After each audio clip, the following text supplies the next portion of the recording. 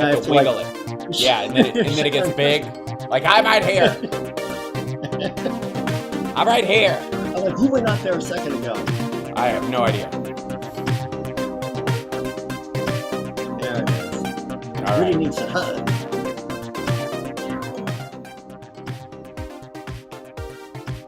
What does Rudy need to hush about?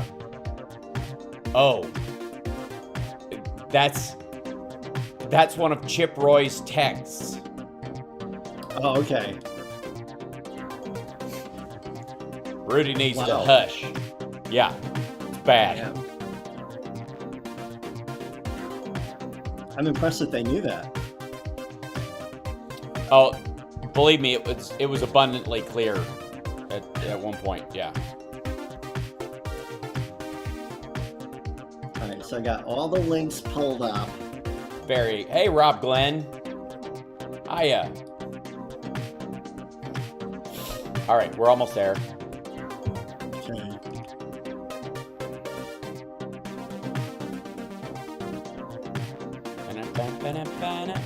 Oh, yes. Whack-a-doodle. Ding dong. Whack and do, whack and do. Wake up, bum. Okay.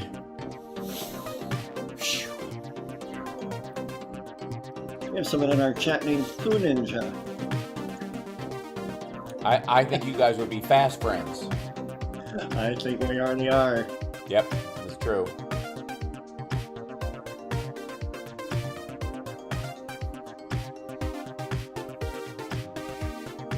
Okay, we're almost right here. I'm gonna bring us on early, because Chicago's gonna announce us. Hold on, 3, 2, 1.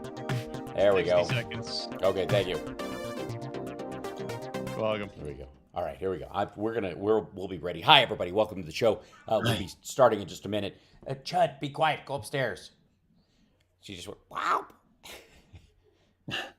She's like, what are you doing? Why are you out here doing Came in to this? ask some questions. Oh, thank you, Terrence.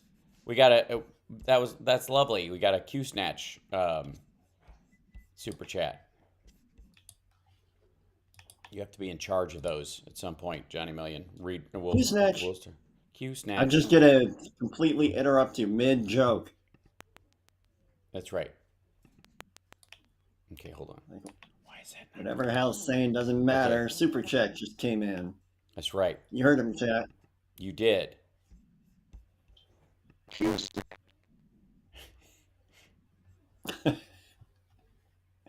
And I'll jump in when Daphne calls me an amazing hunk of burning love. Yeah, that's right.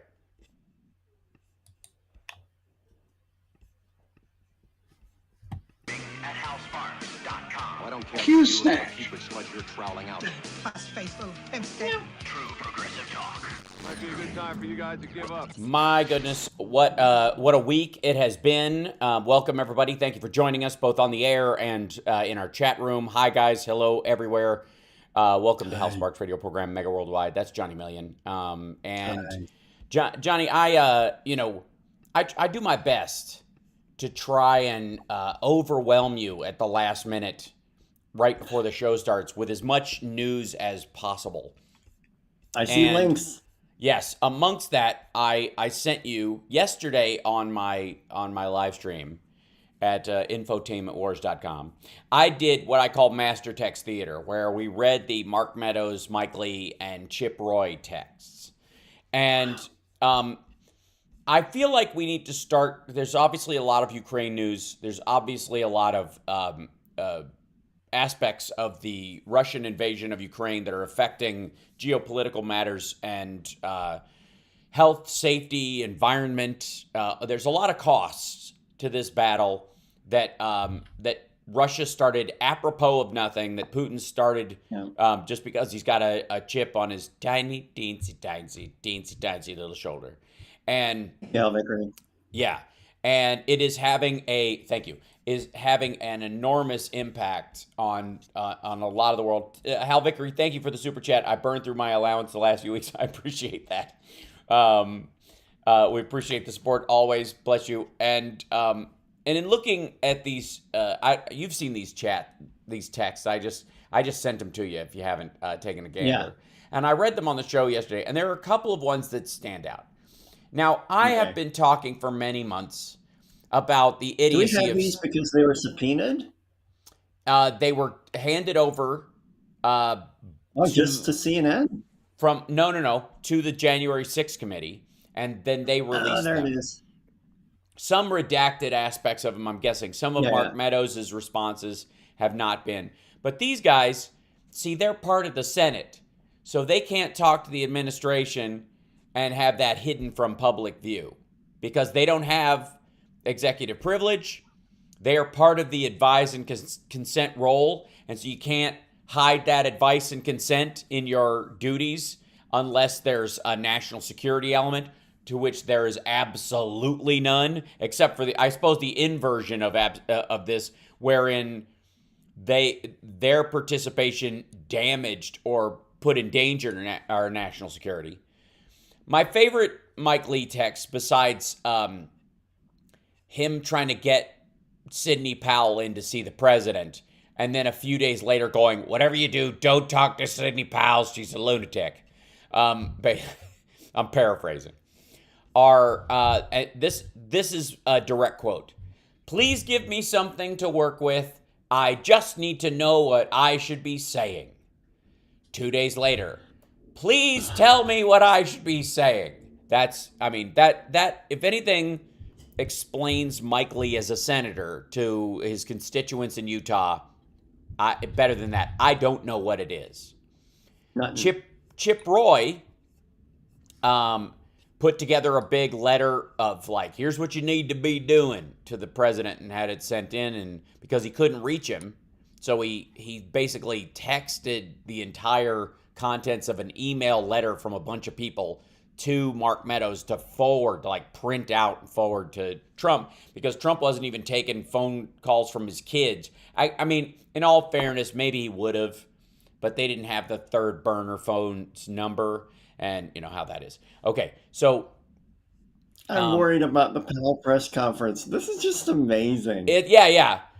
Days after Mike Lee recommends Sidney Powell, like, you can listen to what she's saying, this is great. The next, like, a few days later, he's like, I'm really worried about this Sidney Powell press conference. This is not good. She needs to stop this unless she can prove it, right? Well, dummy, it was your idea for her to talk to the president and become part of the team. It was in between that time that she was actually forwarded to the team. Message to future generations. Never, ever, ever, ever take the advice of Mike Lee, because he will take it back after it started to go south. Chip Roy, on the other hand, was doing a lot of kind of borderline Steve Bannon, tip of the spear, armor-piercing shell. We got to be the forward, the front. We got to bring it to the front, our messaging, blah, blah, blah. Kind of semi-militaristic language that he always uses. I think my favorite exchange is only folks here are Cletus folks and a handful of you get folks down hall, which I don't know what that means. What? And Cleta You is a get woman. folks down hall? You get folks down hall. Cleta is a reference to Cleta Mitchell, a pro-Trump lawyer who was part of the effort to overturn the 2020 election. Or maybe town hall. You get folks town hall. A handful of you get folks down hall. Nope. You get folks down hall. I don't know. Anyways, gibberish. The response from Mark Meadows was unbelievable, pathetic, and Chip Roy responded back to him, "It's so infuriating." Again, a moment of joy. Take a breath, folks. Enjoy the beauty of the fact that this coup, this insurrection, this it was basically contrived, carried out, and directed by the biggest idiots on the planet. Thank God. Yeah. But he was saying things around November 9th. Hey, brother, we need substance or people are gonna break. Hey, brother. Stuff like that. We need a controlled message ASAP. that kind of stuff. Like he was pushing this whole thing. And then his final text on January 6th, this is a crap show. Fix this now. And then we are ... It's like Mark Meadows lost one of the space colonies. It's like they were being attacked by Klingons. And he's like, this is going terribly. Fix this. Alpha Base, we're losing you. Alpha Base, they're gone, sir. You know, like that's, we are. I mean, it's so poetic in its own way. It's like an idiot haiku of some sort. A super chat screaming in here, Al. Excellent. What's that? I can't pronounce the 10 Canadian dollars from RDY4THDL. Uh-huh. Okay. So 10 Canadian from Ridifalol. Okay. Daphne says I'm eye candy and is ready to fight anybody who says otherwise. Excellent. Michael Anderson gave 666. He's following General Hal's orders. Thank you. Appreciate that. Robert Reynolds. Hal Vickery, by the way. Yeah. Yeah, Hal Vickery. Robert Reynolds gave a super chat to say, if you think I'm just eye candy, you should hear John play guitar. That's true. Yes. Did you lose us for a second, Chicago? Was there audio? Got really quiet. Oh, that's weird. Oh. Okay. Beg your pardon? Sounds I'm weird, fine then. now. It was a weird kerfuffle in audio. Very odd. And Kathy just sent a good. very cute GIF. Aw. And money. Yeah, live and still on the air. Thank you, Kathy. Okay, cool. Thank you. Yeah, you're still in the air. Yeah, I think that was an internet kerfuffle. That would be my guess. So in the course of this all started bad for the prospects of overturning the election, and it has gotten worse. Now, the second piece of news I sent you is Johnny Million. Take a look at this. I'm going to reveal it to the chat when we come back because it's kind of beautiful. There's a subtle beauty to this story. We got to take a break. We'll be back right after this. It's the House Sparks Radio program, Mega Worldwide on WCPT Radio, Chicago's Progressive Talk. Is that MTG? Mm-hmm. Kitty! Oh, kitty belly. Oh, Polly says that they can't hear me on CPT. That's weird. Well, I think you dropped out for a second. As did I I. don't know. Polly says still cannot hear Johnny on CPT. Oh, weird. So I don't know. Hold on. Let me do this real quick. Chicago's eating marbles. Yeah, hold on. There you go. You can now? Johnny, say something. Check 1 2. Check 1 2. And Devin sounds Okay. like a Buck Rogers robot right now to me. Check 1 Yeah. 2. Check Yeah, 2. that's because if I let you hear him cleanly, you'll hear. We'll get a loop back to them, a feedback to them. Okay. So trying to avoid that as best I can. Yeah, I don't know what the deal is with it's there. My guess is right as soon as I'm done with the show, there's going to be, as I try to close down the software, An it's gonna go, update. there's an update available, and the update is that we fixed a thing where sometimes the audio just goes out and then it explodes in your face. Right. Hope you didn't need it while we Hope were you did- getting yeah. this ready. Hope you didn't. Yeah. Hope you weren't relying on this or anything. Now let me go to here. Yeah. How do you lose money fundraising? It's fabulous. How she managed to lose it is chef's kiss level idiocy. She's still the biggest fundraiser the Republicans have, and we'll talk. Wow. Like, this is amazing. Don't look ahead because this is great. Okay, I won't.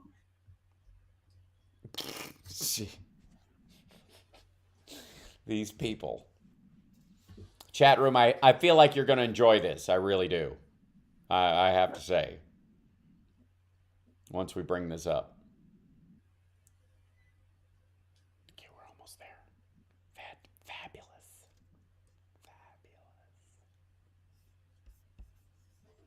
Mm-hmm. Excellent.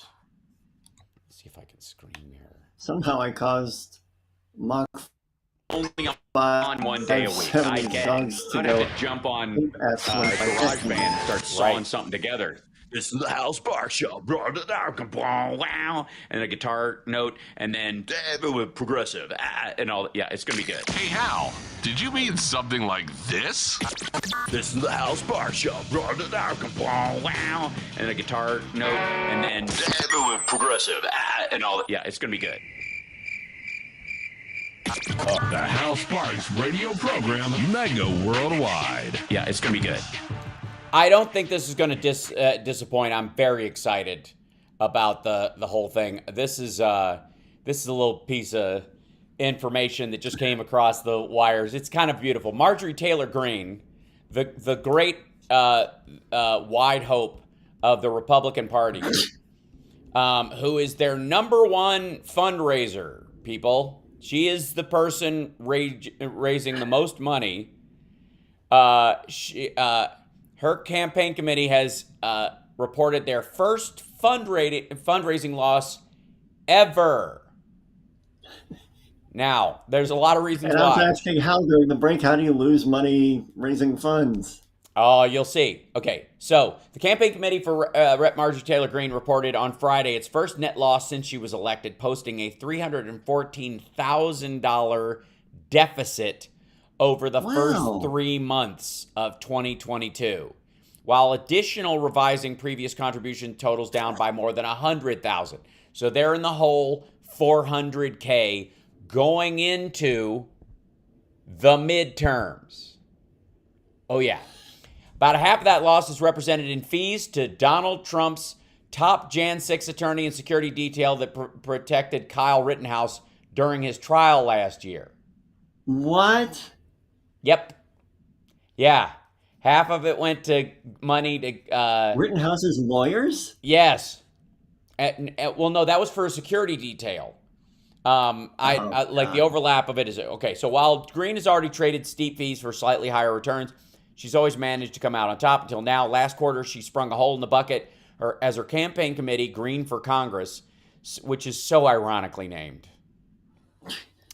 spent about $1.38 million while taking in only $1 million in 1.06.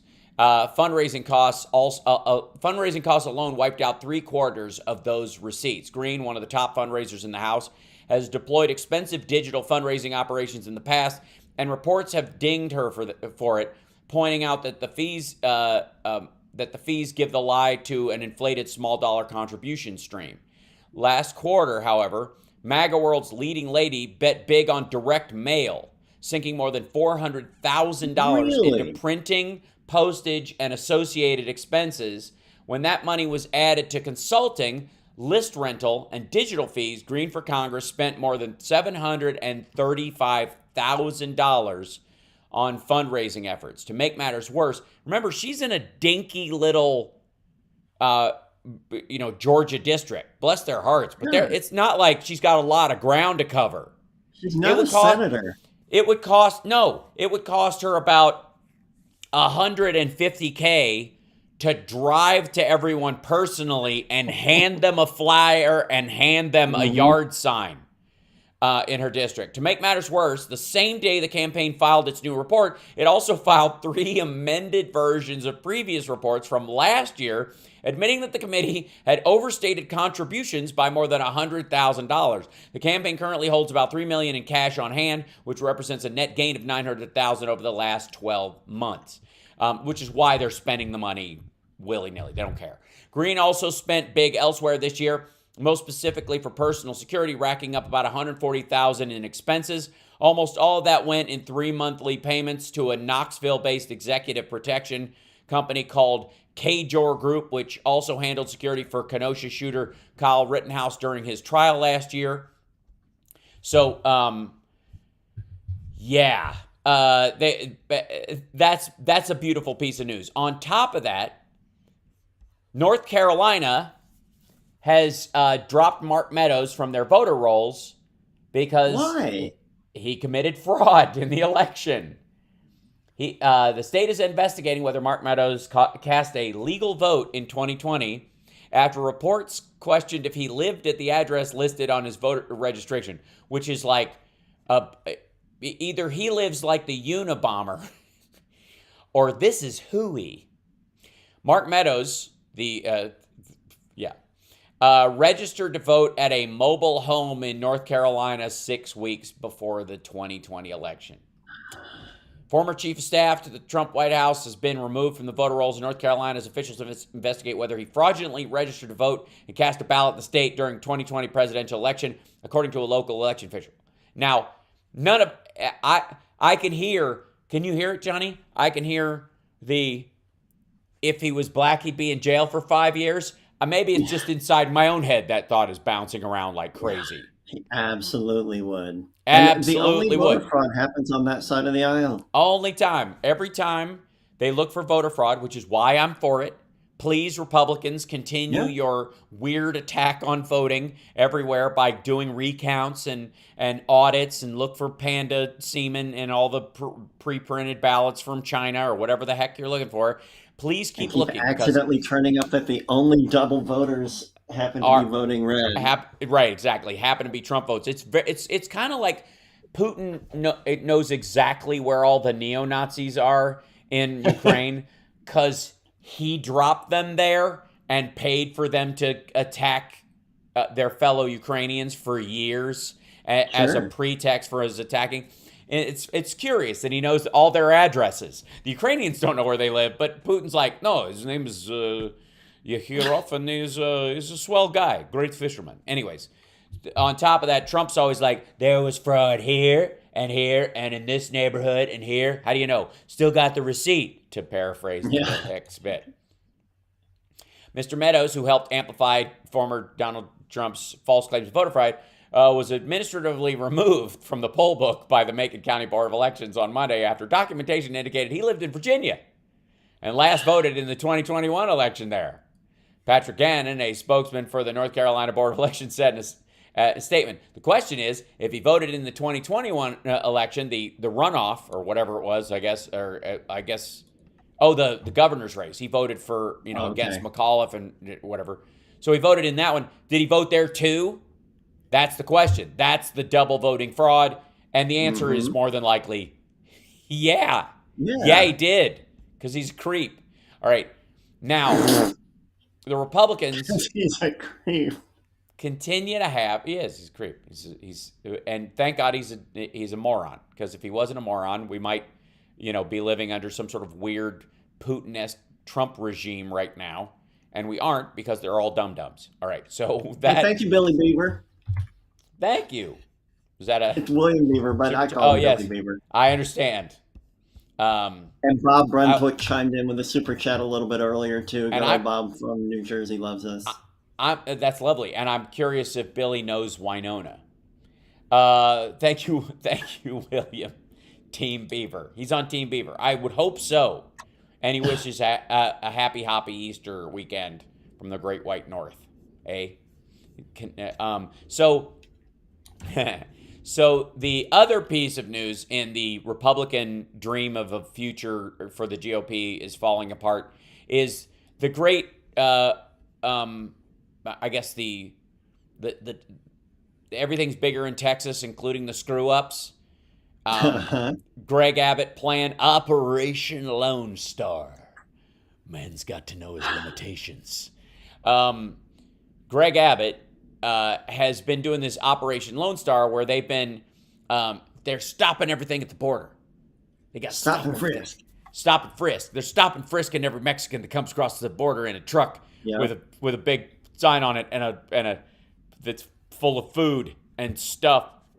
And then everybody wonders why prices go up. There's no food on the shelves, and everybody it's funny because across the country, Trump is trying this "there's no food on the shelves" thing, and it really is landing like a lead balloon. It's not, people are like, no. I mean, prices are up because of transportation costs. We get that, but there's not empty shelves everywhere. Like certain brands of cat food can't get rendered horse meat from Texas randomly, so they can't be honestly, on the shelf. My biggest grocery store issue is cat food and cat food only. Yeah, well, that's because it comes from the FDA or the USDA quality meats that you eat and people consume in the United States. pass through an inspection process and all that kind of stuff. And they have to like go through this big like chain of command.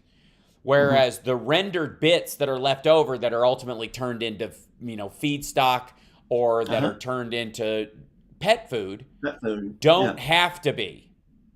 Well, those trucks go a different way. The USDA trucks are fast-tracked effectively so people can be fed. And the remnant stuff, depending on where you're buying it, they get it from all over. They don't just get it from Mexico. They get it from South America. They get it from China. They get it from Vietnam or whatever. You just get all these from slaughterhouses all over the world. You get these rendered bits, and you buy them in giant bulk, and they put them in these freezer containers, and then they ship them across, and it's totally disgusting. Imagine in a nightmare, in one of your worst nightmares, where you walk up to a giant like storage cube, one of these, mobile truck back ends that they, the shipping containers, and you throw the latch up and you open it, and like the blood in the elevator and the shining, chips of meat about the size of your thumb just ooze out all over you. That's what these things are like. It's totally disgusting. And that's harder to get because it's lower priority. Low-end rendered meat for pet food is not going to be the top priority. If you're going to pay $19,000 for a shipping container, it's going to be stuff that's going to make you more of a profit than these. You'll get that elsewhere, right? Plus, there's a worker shortage. There's a remnant shortage, like that, worldwide. So, and this doesn't help because Greg Abbott is definitely stopping trucks full of cat food and dog food at the border. There's no question. That's definitely part of this. So Greg Abbott has this thing. We got to take a break. When we come back, I want to explain to you how Operation Lone Star sounds macho, but ain't. Yeah. You got to be durable. Most ain't. We'll be back right after this. It's the HAL Sparks Radio program, Mega Worldwide on WCPT Radio, Chicago's Progressive Talk. Most ain't. Wow. Yeah, it's Bob true. Carmody, his cat drives an 18-wheeler. At the same time? I guess. All 18 wheels at the same time? I hope so.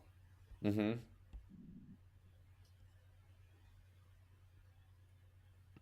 Cat food and our favorite crackers at Aldi. There's like an Aldi off-brand of Triscuit that we're a fan of. Right. Rosemary and cracked pepper. Okay. She's not there lately. Gotcha. Big empty shelf. Why is that? All right. I blame Obama. There we go. I don't, that makes sense to me. Okay, now, so that's, yay. Okay. Yeah, you just got kind of Max Headroom on me. I did for a second. Am I better now? Yeah. Okay, yeah. It'll I take a think second. so. It's like recovering. Right. Excellent.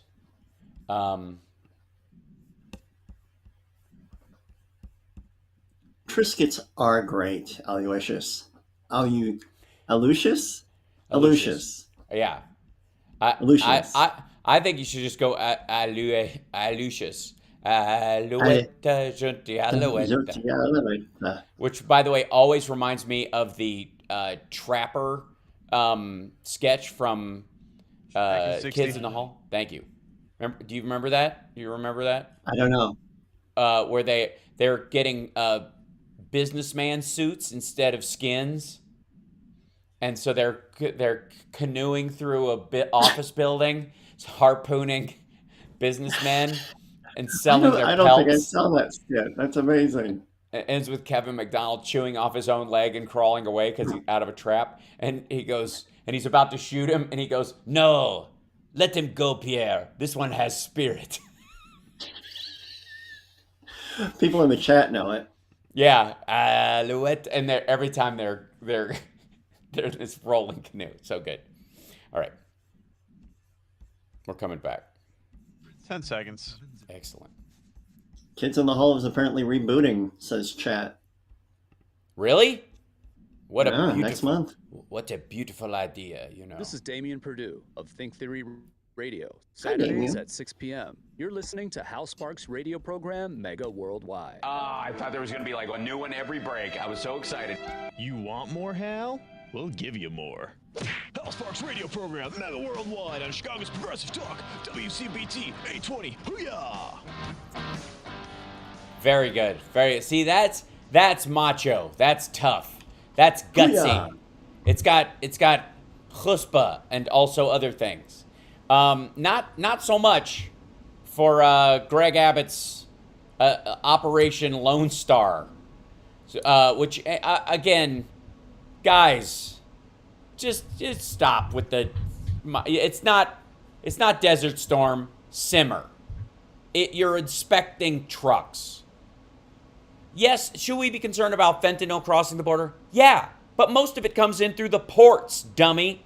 So the idea that it's coming across our southern border, I love how they're like, it keeps, most of the fentanyl that enters the country comes in across our southern border in ports. And you're like, all right. If you include the word ports in southern border and ports, so Florida, for God's sake. Gulf ports, Louisiana, no kidding. We know this. So, all right. So on Friday, at a joint meeting in West Laco with Tamaulipas, Governor Francisco Javier Garcia Cabeza de Vaca, Texas Department of Public Safety Director Steve McCraw made an admission. The controversial and enhanced truck inspections by Republican Governor Greg Abbott Enhanced. It's like enhanced interrogation. Exactly, yeah. They're doing an extended pat down. Moon River. I need that one actually. This is so that the enhanced lockdowns Moon River have not amounted, have fielded no actual cases of human trafficking or drug trafficking, the supposed basis for the inspections in the first place. Abbott, however, was quick to claim that it was no surprise this had happened because the drug cartels knew the inspections were coming and stopped using commercial vehicles ahead of the policy going forward. I'm sorry, are they under the impression that they were using commercial trucks before and nobody was bothering to rando check and we wouldn't have noticed if any of these commercial companies, meatpacking companies, like electronics companies, anything that's getting assembled, it's another truck of avocados, Gary. Right. Don't pull it over, whatever you do. Why? I just have a good feeling about this one. Let this one go, Pierre. He has spirit. DPS Director Steve McCraw says no human trafficking or drug trafficking has been detected as a result of the extra inspections on commercial vehicles ordered by Greg Abbott last week, but he says it was no surprise, right? This comes as Abbott has come under heavy criticism for the inspections, which have snared? I think they mean snarled. Snarled traffic along the roads of entry into the United States and resulted in a protest blockade of Mexican truck drivers. Where's all the freedom truckers talk about these guys? These guys aren't committing any crimes. They are delivering food and consumer goods to the United States. I think they need to get in a convoy and just roll to Washington. Yeah, I agree. I mean, but you do know that if a bunch of Mexican truckers all drove up to Washington D.C. and encircled the Beltway, there'd be like nonstop on Fox, just like, I do it. It's Taco Tuesday every day. Right. That would be the end of it as we know it. Beto O'Rourke slammed Abbott as an economic arsonist, and even GOP State Agricultural Commissioner Sid Miller slammed the policy as bad for business. That's your kind of week in Republican politics. Mark Meadows' texts come out with him and Chip Roy and Mike Lee, proving that Mike Lee is the single dumbest member of the Senate. And Chip Roy, he's got a line he just won't cross. And Marjorie Taylor Greene, first loss heading into the election year. Again, because she's doubling down on stuff she shouldn't have to do if she's as popular in her district as she allegedly is with Republicans nationwide. I have no doubt that there are enough people that want to elect Marjorie Taylor Greene, Republicans nationwide, to cover 100% of her district. The problem is they don't get to vote there unless Mark Meadows wants to change the law. They got to just watch. They can donate to her, and boy, are they. But they can't vote, and it doesn't seem to be helping that much. She's still having to spend money hand over fist. Then, of course, Mark Meadows has been dropped from the North Carolina voter rolls. We will see if he actually pays a price for it. I don't know. Can we not throw this moron in jail just for this? Like, this is clear cut. It looks like he voted. Fail. Yeah, right. And then, of course, Greg Abbott's Operation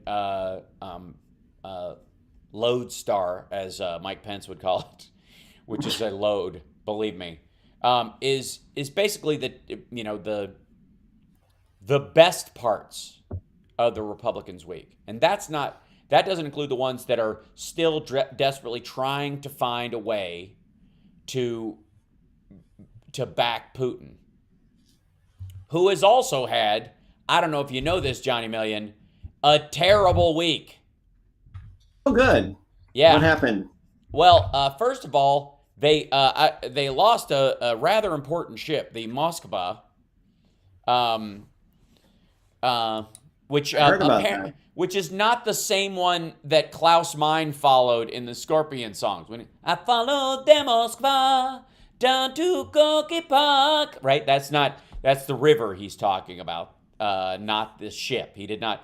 No, I don't want people calling up Klaus Meine of the Scorpions and telling him, why are you following that boat around? All right, quick interruption, Hal. Yes. Do you remember when we saw Monsters of Rock in 1988, 89? Yes, I do. Yes. And we went there, and like Van Halen was giant, and they were headlining this whole thing, Monsters of Rock. And the Scorpions came on before them and left the place in ruins. Yes. Van Halen bored everybody after the Scorpions. Yeah. Oh my God, the Scorps were so good. It had sort of, I don't know, what would I call it? German precision. It was the German precision, a little bit of cocaine. Yeah, boom. right. Boing. Perfect. What more could you want? Right. And then the opposite when it comes to Van Halen, which is German precision and far too much cocaine. So, you know what I mean? Yeah. Yeah. And they were on the OU812 tour, so they were already just kind of phoning it in. Right. So, yes, and agreed. Lovely show, multiple T-shirts, good times. Yeah. But that was, of course, Winds of Change is the song that's now stuck in your head. Oh, yeah. Starts with the whistling. It does. Do it. Can't do it and smile, can you? I think I just need to get closer to the mic.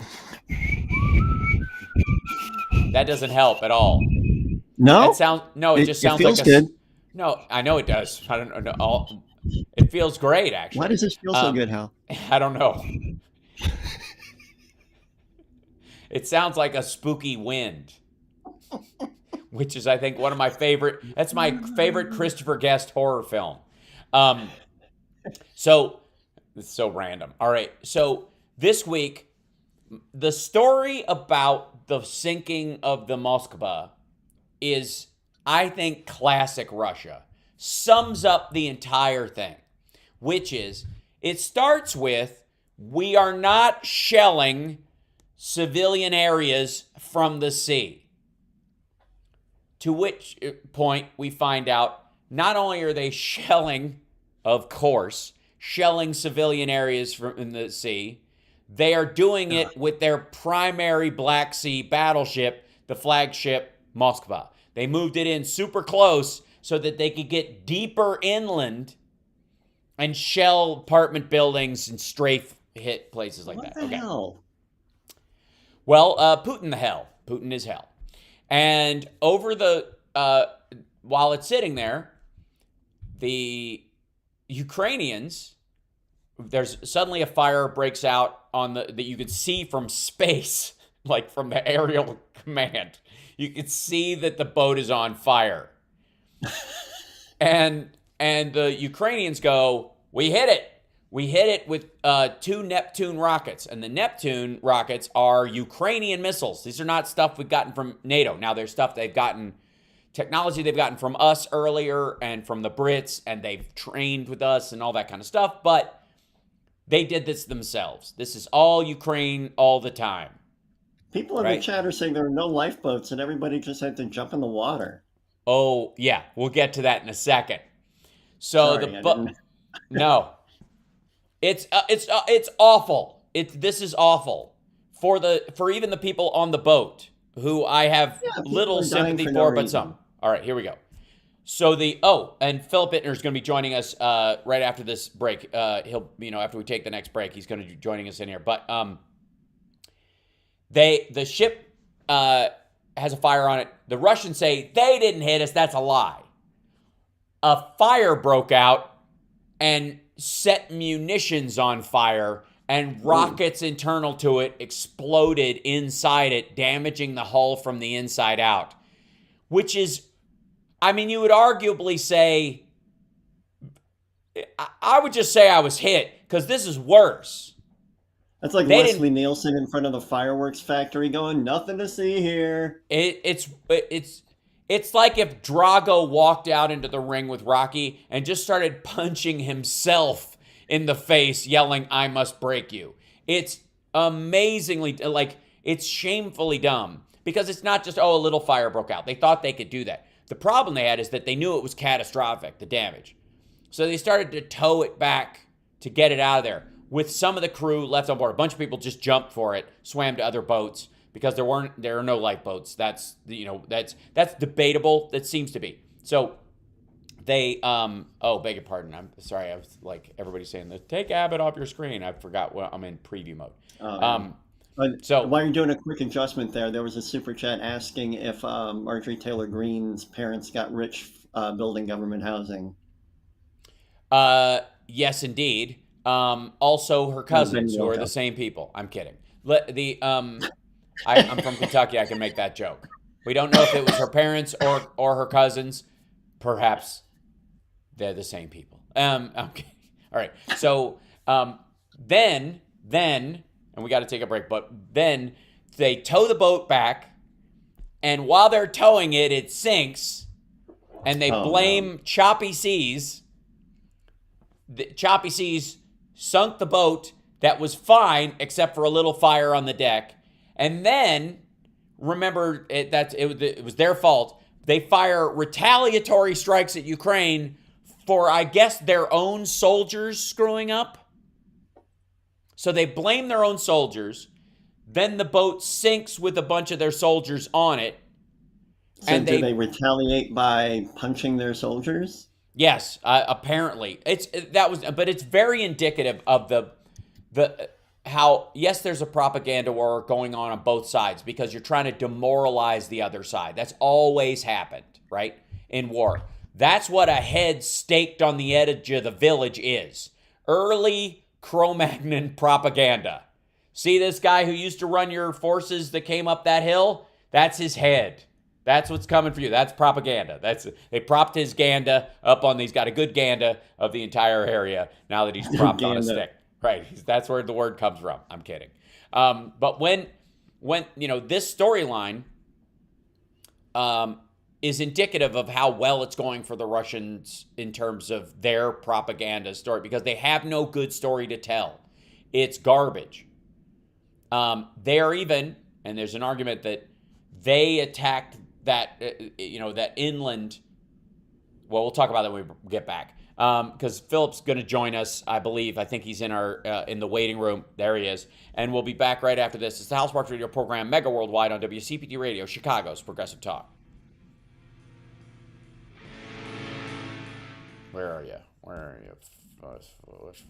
Where's Phil? I know I have there he is. Okay, hold on. I have to... Phil. Where are you? Okay, go down this way, and then over here, and then hide that. Go away, and then there he is. Here he is. There he comes. Here he comes. You're here, Philip. It'll take a second, I think, for him to know that he's here. And then we will add him. Let me go into here. I think he can hear me. He should be able to. And then changing screens to 3 guests. We can ask Phil to whistle. Uh, You're not Phil. huh? There Give he Phil a is. chance. There you go. Yay! Listening to the winds of change. Of That was change.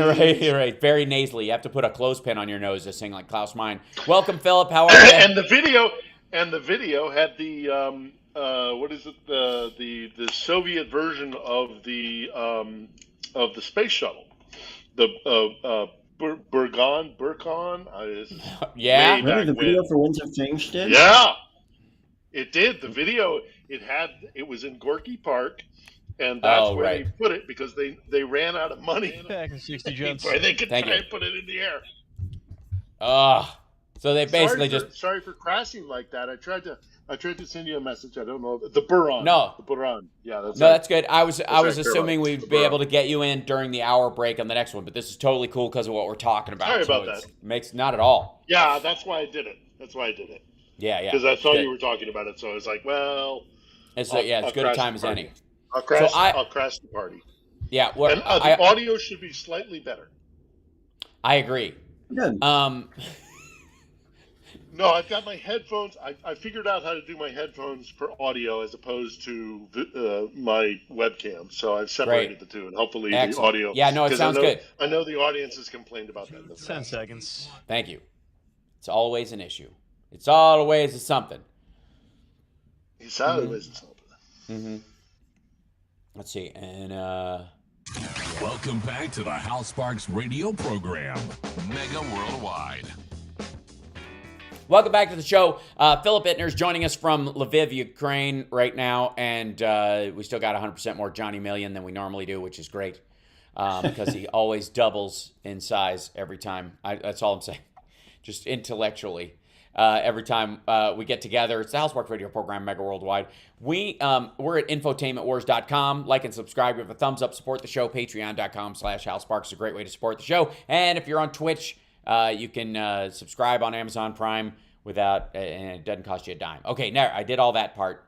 Now, Philip, we were talking before you joined us about the sinking of the Moskva, which was, I think, from an embarrassment standpoint, it's clear on Russian state media that they were not happy this week. The screaming and wailing and gnashing of teeth on the RT, their version of The View, where it's just like 4 murderous lunatics screaming at a giant screen, whatever that show is.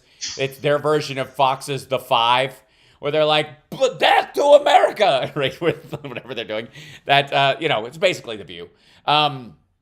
They were not having it this week, and there was you could see smoke coming out of their ears while they were telling this story that the ship shot itself, and they're like, it was a fire because of munitions exploding. Like, yes, Ukrainian munitions, dum-dum. Yeah. That's how all ships that are fired upon get sunk. A torpedo exploded into the side of it, and yes, we know it was hit by a torpedo. Yeah. That idea. Yeah, it was this weird kind of thing of them going, and I'm going to keep writing my levels here so I don't overload. But no problem. Tell me You're if good. I'm too loud or too You're soft, fine, folks. It was this weird thing of them being like, of course it was a fire on board, and it wasn't a result of an enemy fire, and yet we need to punish the Ukrainians for it. Right? Well, that is Disconnect. But in a nutshell, that is effectively the entirety of Putin's argument and strategy. Ukraine's doing fine. We are punching ourselves in the crotch. Therefore, it's their fault we're not thriving. Ukraine was starting to thrive as a country. That's effectively the problem, right? NATO expansion nonsense. Lithuania and Latvia are right on Russia's border. NATO is right on Russia's doorstep. Nobody cares. Like, that's been happening. It's the same thing. But Ukraine all of a sudden was like, oh, they're flourishing and turning into a functioning democracy that looks nothing like the ruling, kleptocracy that Putin is running. So therefore, they're responsible for us setting a fire on our own deck, is the idea, and we must punish them for it. That's it. It's very weird. Yeah, and it is very weird, and the disconnect is. I think it speaks volumes for the difference between the two countries and how things are running. But when I originally heard about the Moscow being on fire and the fact that it had been clearly hit, there was this initial response here in Ukraine of like, good, got him, Yeah. for a lot of different reasons. One, it's a military victory. Two, it's a symbolic victory. But actually, in terms of what the Moscow is capable of, I am in Lviv. Okay. Right. I have been at threat from cruise missiles shot from the Moskva. So for me, this is kind of personal. Yeah. Well, that's what I was saying. Like they were lying about. I do take it personally when somebody's trying to kill me. Well, and also these are dumb. Even the firing that was coming from the Moscow these are dumb fires. They're not smart missiles. They're not some sort of laser target. Yeah. No, they're long range and they are targeted. But you're right. There's what we do when we do that kind of stuff is we send a group in with laser pointers and that kind of stuff, and that's why it's so precision. They don't have that capacity. No. They triangulate stuff. But if they shot without me telling anybody out there in the greater world who could watch this at any time and they might be speaking Russian, I am in a location within Lviv where I am close enough to a potential target that if they were off by a degree or two, I would be in trouble. Wind correction would solve. I don't know, because the this. wind is blowing the wrong way. Wind is the weather is such right now that it's an extraordinary aspect of this battle. It's one of the reasons why this giant push from the Russians is before May 9th and all that crap is actually in danger of not happening on their time scale simply for logistical reasons. But the thing about a laser-guided bomb or a drone-guided bomb or a satellite-guided bomb versus a triangulated firing from a ship like the Moskva is that it's much closer to artillery guessing than it is to, say, the laser-guided bombs. And they hit, and then they see what they hit, and then they correct, and they lift and lower the thing. It might as well be mortar shells for all practical purposes. Gigantic ones, but effectively that. And if they are off by even a little bit, that's where you hit, population areas and that kind of stuff. And they can be off simply because of wind correction or space. There was a video posted. I mean, I've been watching. I'm sure you've been seeing this a lot, Philip. There's a video posted of the Ukrainians are dropping mortar rounds that they have lots of from consumer drones. They're literally just rigging them all together with a little thing, fly them over stuff, and then they're just letting them go. And they actually have a targeting system that they've modified them on so that they can do this. And you can see this. There was one video of them hitting this tank. It took them 3 drops. They dropped 3 mortar shells on this.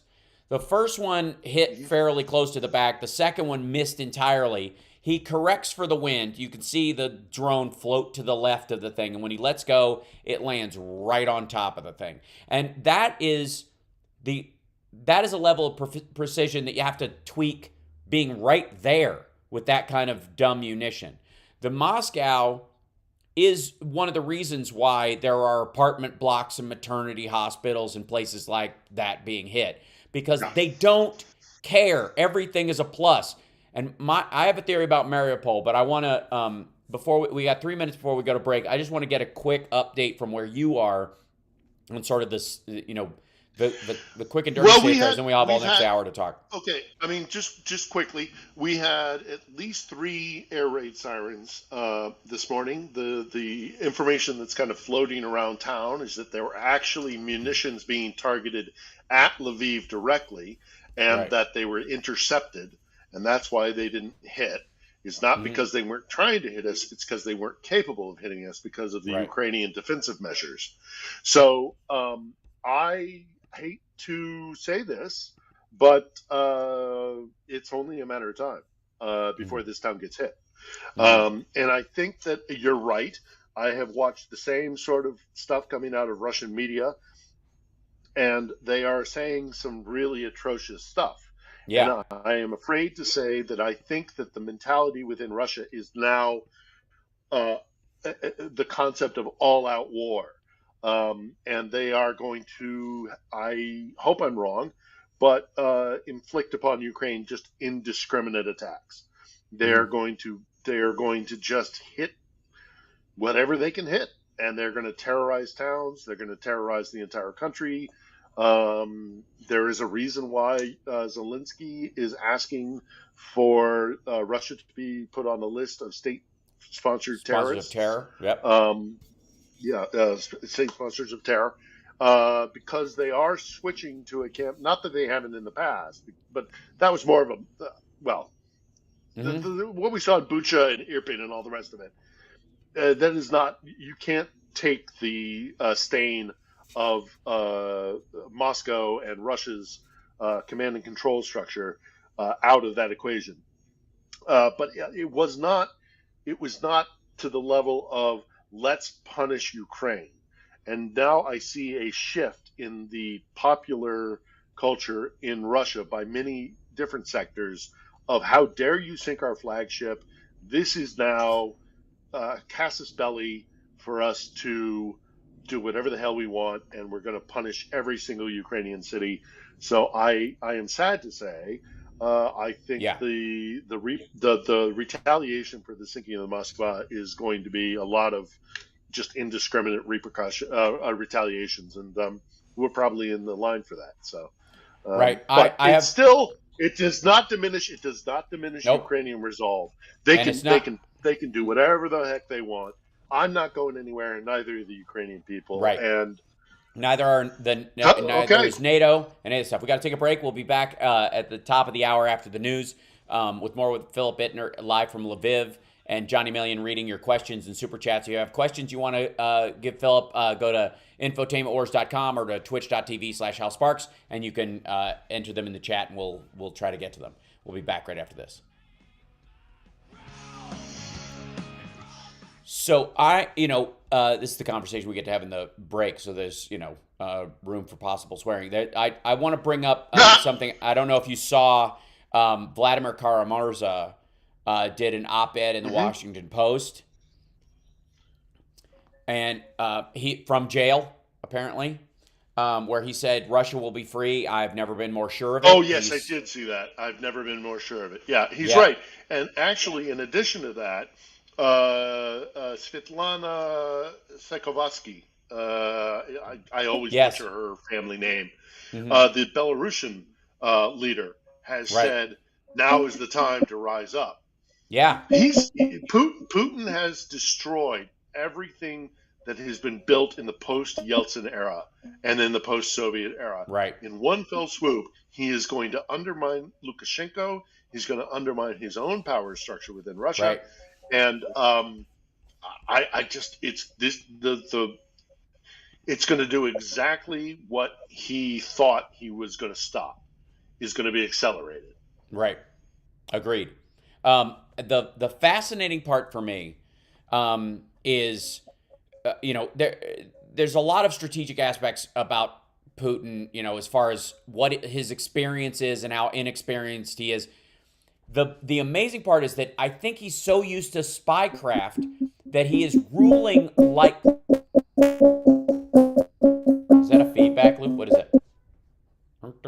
That was weird. There's a feedback loop. Is that from me? I don't know. I don't think so. Might be. I can't tell. Hold on. Johnny May? I don't want to do that. Hold on. Somebody's asking for the postage stamp. Oh, yes, right. The postage stamp, which is the them giving the finger to the Moskva. Right, yeah. Oh, there it is. Look at that. Oh, please send me a postcard with one of those on it at some point. No, I'll just bring you one. I'll just bring you a sheet. Okay. That would be lovely. I insist. But that the way he's been clearing out the people in his inner circle lately is like a spy chief, not even like a military dictator. That it's based on sort of paranoia as opposed to failure. The idea, it's not odd that a dictator will like slit the throat of his worst general as a warning to everybody else to get their crap together. But in his world, it seems to be that he is very concerned that these guys are not telling him the truth, are doing it on purpose, are undermining him, which is very much remnant of where he comes from. If he'd come up as a soldier, he might have a different opinion about how to handle this. But since he came up as a spy chief and as a spy and a killer himself, he sees everything through that lens. Does that make sense to you, Phil? I think you're right, and I think that's why he's arresting his military leaders, because he doesn't understand that concept. He thinks that there's an old saying in military circles around the globe that every battle plan is fine until first contact. Right. Everybody's got a plan until you get punched in the face. Right. And then you get right, exactly. And he doesn't understand that concept. Because he believes and he has orchestrated manipulations of populations and people and individuals, he thinks everything is orchestrated, and that you can manipulate a situation such that it goes your way. But what he doesn't understand from the battlefield is, again, this everything's fine until you get punched in the face. So he thinks that his military leaders are not only, he either thinks they're incompetent, which, okay, they might be, but more sinister than that, he thinks that they're willfully doing this. And that's why he's got a bunch of people going to prison. Yeah, he is so far, by the way. Hal, I see a lot of people in the chat. Yeah. Saying that I am not talking about the secret squirrel stuff that we talked about earlier in the week. Yes, we'll get there. And that is, I do want to address that. But go ahead. You're in charge. What's up? Putin has so far, and this was just a few days ago, purged 150 FSB agents. That's enormous, and they're all the ones closest to him. Thanks. And we're also already hearing rumors, unconfirmed at this point, that the commander of the Black Sea Fleet is now under house arrest. Or that's the thing. Yeah, that's the old Soviet thing. He's in the other room. He's in the dungeon. He's in the dungeon. He's been dead for 3 weeks. He's in a cemetery. Yeah, that's the Hey Johnny, are we going to get our happy song today? I hope. Oh yes, we'll make it happen. Okay, I can't hear Johnny. I don't think maybe. Oh, you can't. You should be able to. You say something, Johnny? Oh, what a weird chip. He's making some sort of chip. That's where that's coming from. That's where the sound is. So, Johnny, you sound weird. Can you hang up and call back? 10 seconds. Thank you. I'm sorry to wake you up. I've been here since 5. Bear with me. No, I'm with you, buddy. It's Absolutely. all good. I've done that kind of work before in Chicago. You're listening to the HAL Sparks radio program, Mega Worldwide. I've had people walk out of me before, but not when I was being so charming. Video streaming at halsparks.com. I don't care for you or for the putrid sludge you're troweling out. Fuss-faced little pimpstick. True progressive talk. Might be a good time for you guys to give up. Welcome back. Johnny, can we hear you? Can you check for me and make sure I can hear you? I don't hear anything. Nope, you're chipmunky for some reason, and I'm not quite sure why. That's very strange. So we will just deal with Johnny Million in terms of he'll use sign language or something, or he'll gesture. Selfishly, I just want to hear my happy song. Yeah, we'll get that. That's at some point. Something squirrely, John, on your end. I know, like I hear him plugging and unplugging. That's fun. So all's well. So Philip, we were talking during the break. Please, guys, follow at Philip Bittner on Twitter. 1L, 2 T's. Vladimir Kara-Murza, who's one of the Russian opposition leaders, who was scooped up and arrested, put out an op-ed in the Washington Post this week saying he feels Russia will be free of Vladimir Putin and that kind of rule, and he's never been more sure of it in his life, while he's in jail. Other opposition leaders in Russia as well have, obviously been locked up. They added 9 years to, beg your pardon, to Alexei Navalny's sentence. And then you were saying that there's the opposition in Belarus. Was rising up as well, and saying this is time to rise up. It seems like Putin is in a trap of his own making. He's purged. 4 days ago, it was reported that he purged 100 FSB agents. A day later, it was 150. His main military commander has had a heart attack, apparently from a combination of cholesterol and lead, and a large knife or whatever. And Novichok. Yeah, right. He fell on a knife 4 times. It was the third one really, was the one that did the most damage. He's just a clumsy dude. And again, this desperation that they may lay waste to Ukraine, that they may attempt basically a war of attrition at this point out of just flailing, macho failure is a legitimate fear right now. And I think Mariupol is a good example, or even some of the eastern areas where some of their supposedly Russia-aligned citizenry are.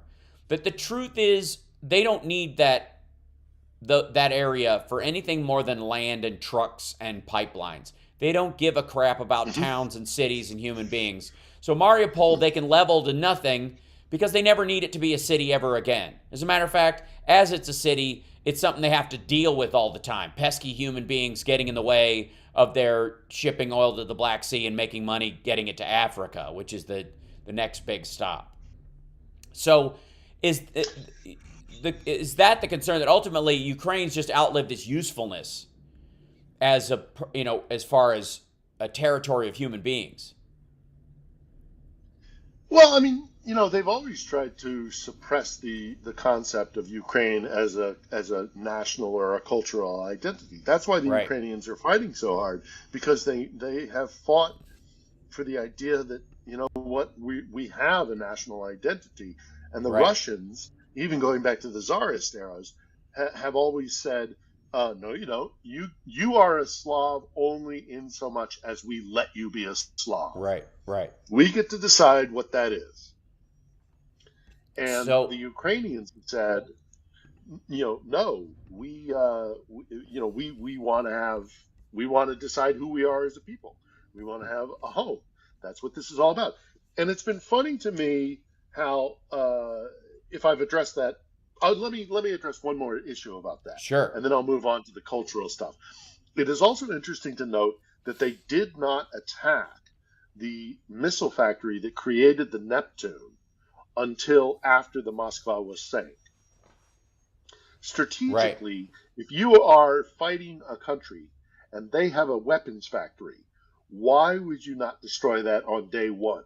Right. Agreed. Because they were hoping that they could grab it, and use it for their own purposes.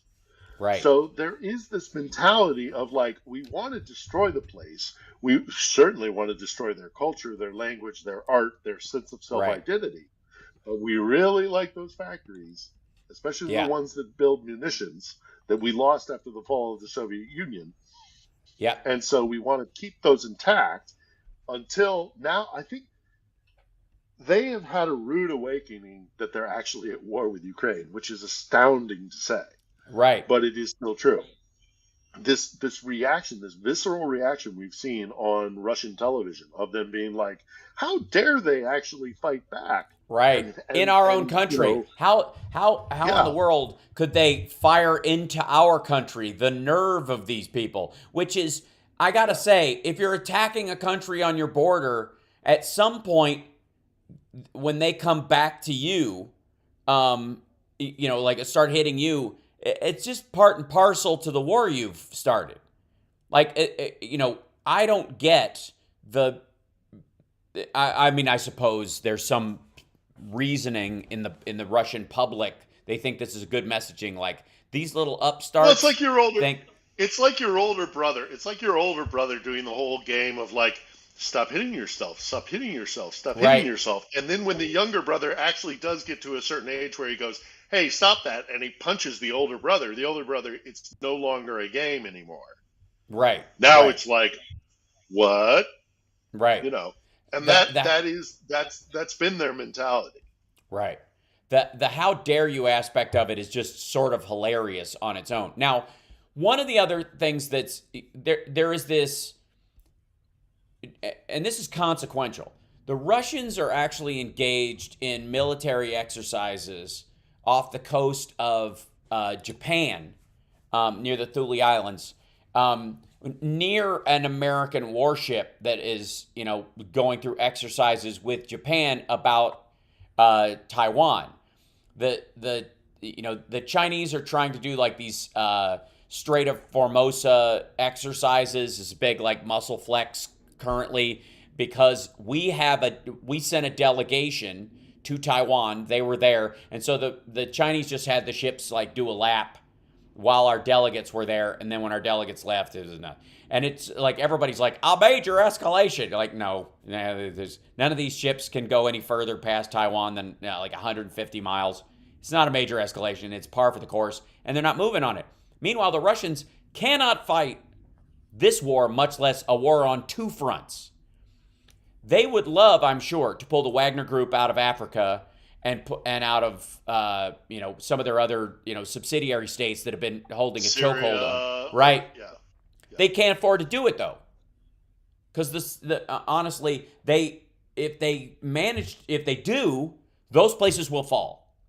And the same, and in terms of the idea that they would somehow exercise some sort of power on the Japanese islands now while this is happening, it's an absurdity. The only thing about that is that they can't get those boats to the Black Sea. They can't get them to any territory that would actually affect. They'd have to go past NATO ships and through NATO territory to get anywhere near firing on Ukraine. So they just pass through the Mediterranean, through the Bosphorus Straits, all the rest of it. But the Kuril Islands are really tricky. Because out in Japan, in Japanese waters. Yeah. Because, and it's so pathetic that that it goes back this far, but they're still. I was going to use a bit of a swear word. They're still posteriorly damaged by the fact that they lost the Russo-Japanese War. Right. And that's 1898. They're butthurt. You could say butthurt. Butthurt's fine. Can I say butthurt? Okay. You can say butthurt. They're butthurt about losing the Russian-Japanese war, the Russo-Japanese War. Now, they only grabbed the Kuril Islands in the last days of the Second World War after VE Day, Victory in Europe Day, and then they were like, "Oh, let's do a territorial grab." So that whole thing is just rife with pathetic Russian imperialism, and it makes no sense.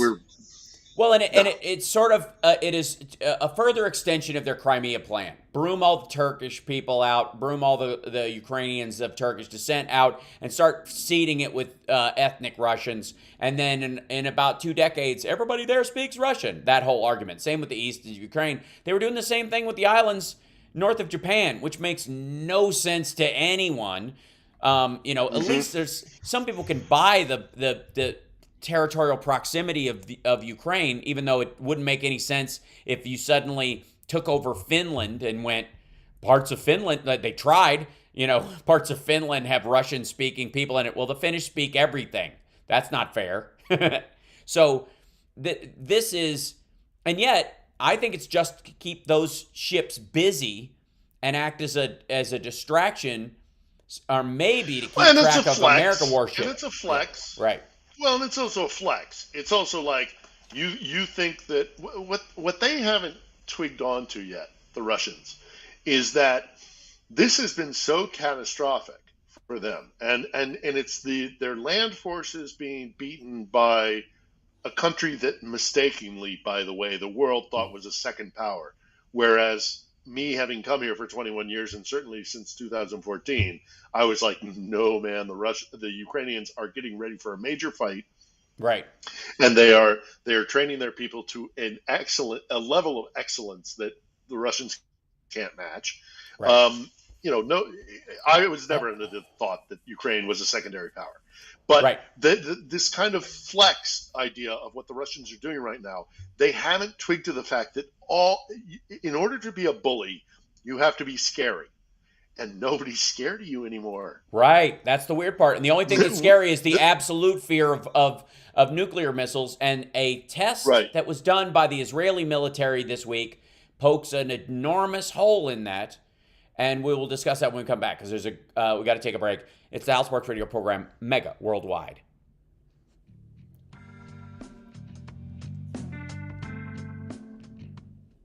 So, as we got come some back questions. Did you see that? Yes, including everybody asking about Phil's secret meeting. Right, of course.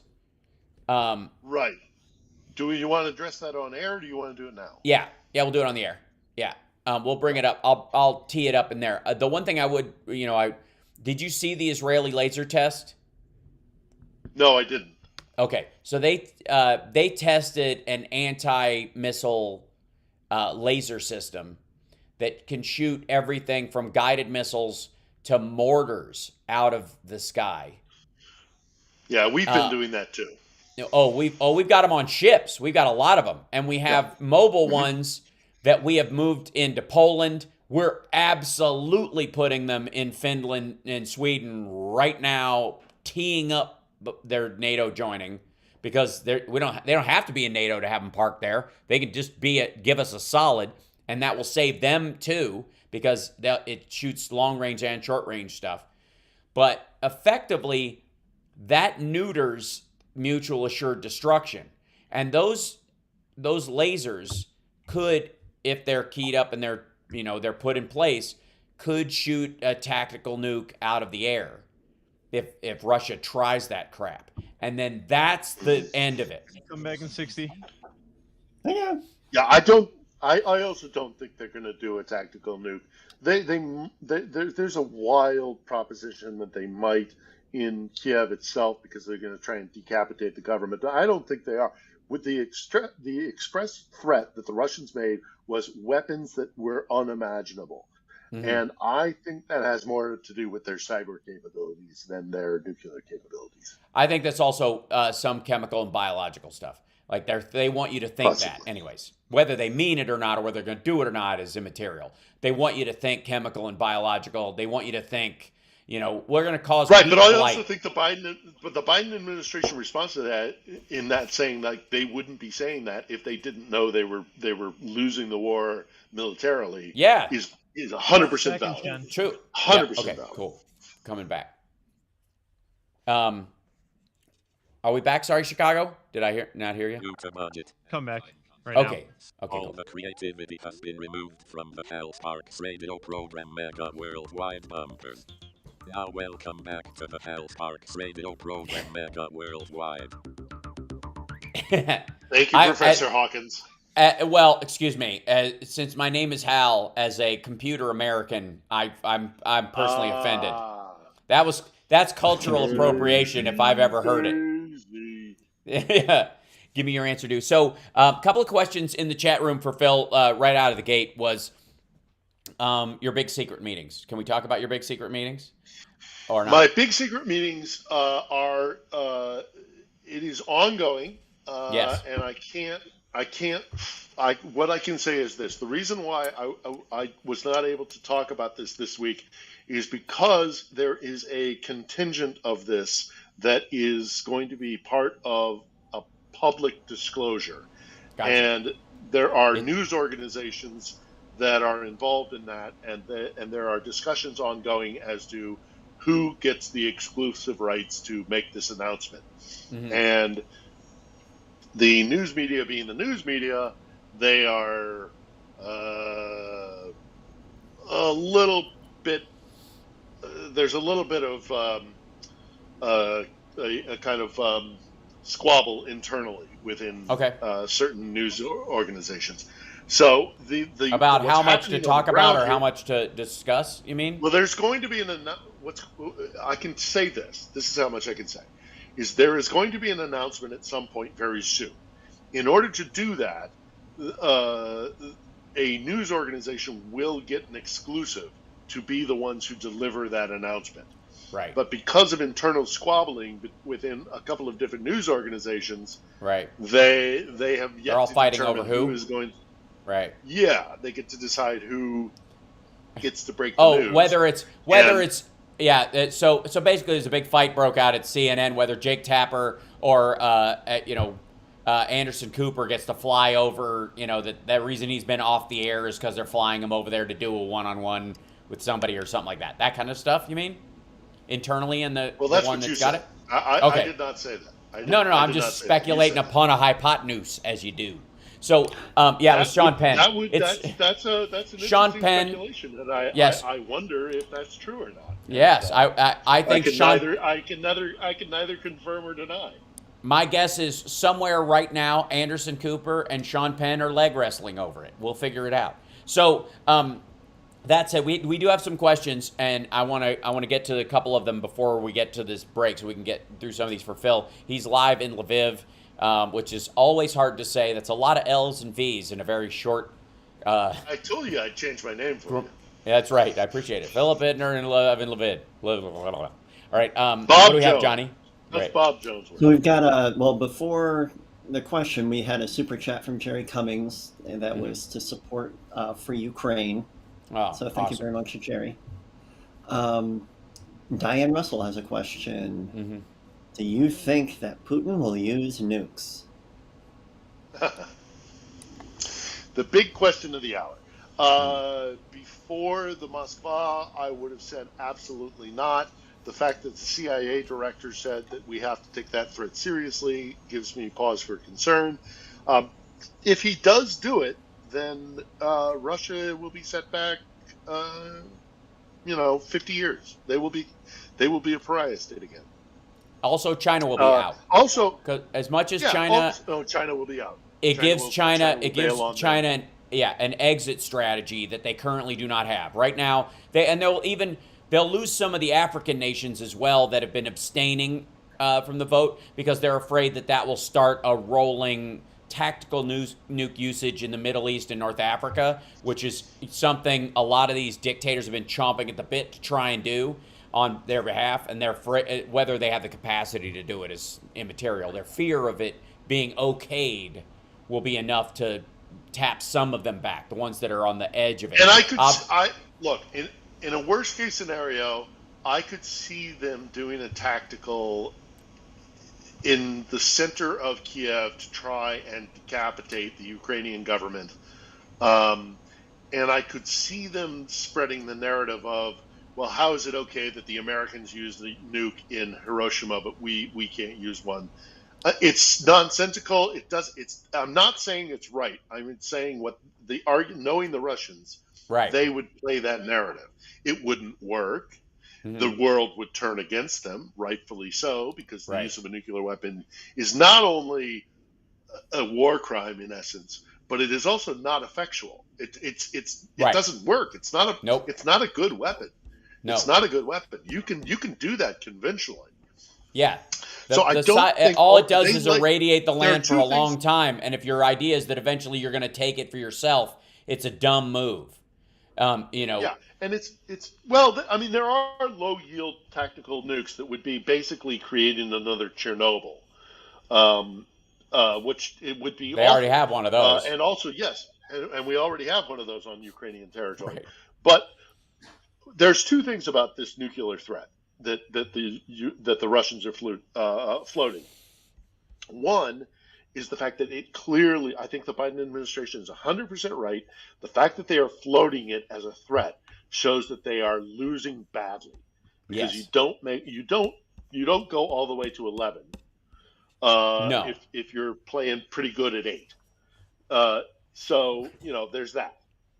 And secondly, the exact phraseology of what the Russians said was, we will, if NATO and the United States continue to support Ukraine, we will use tactics or weapons that had previously been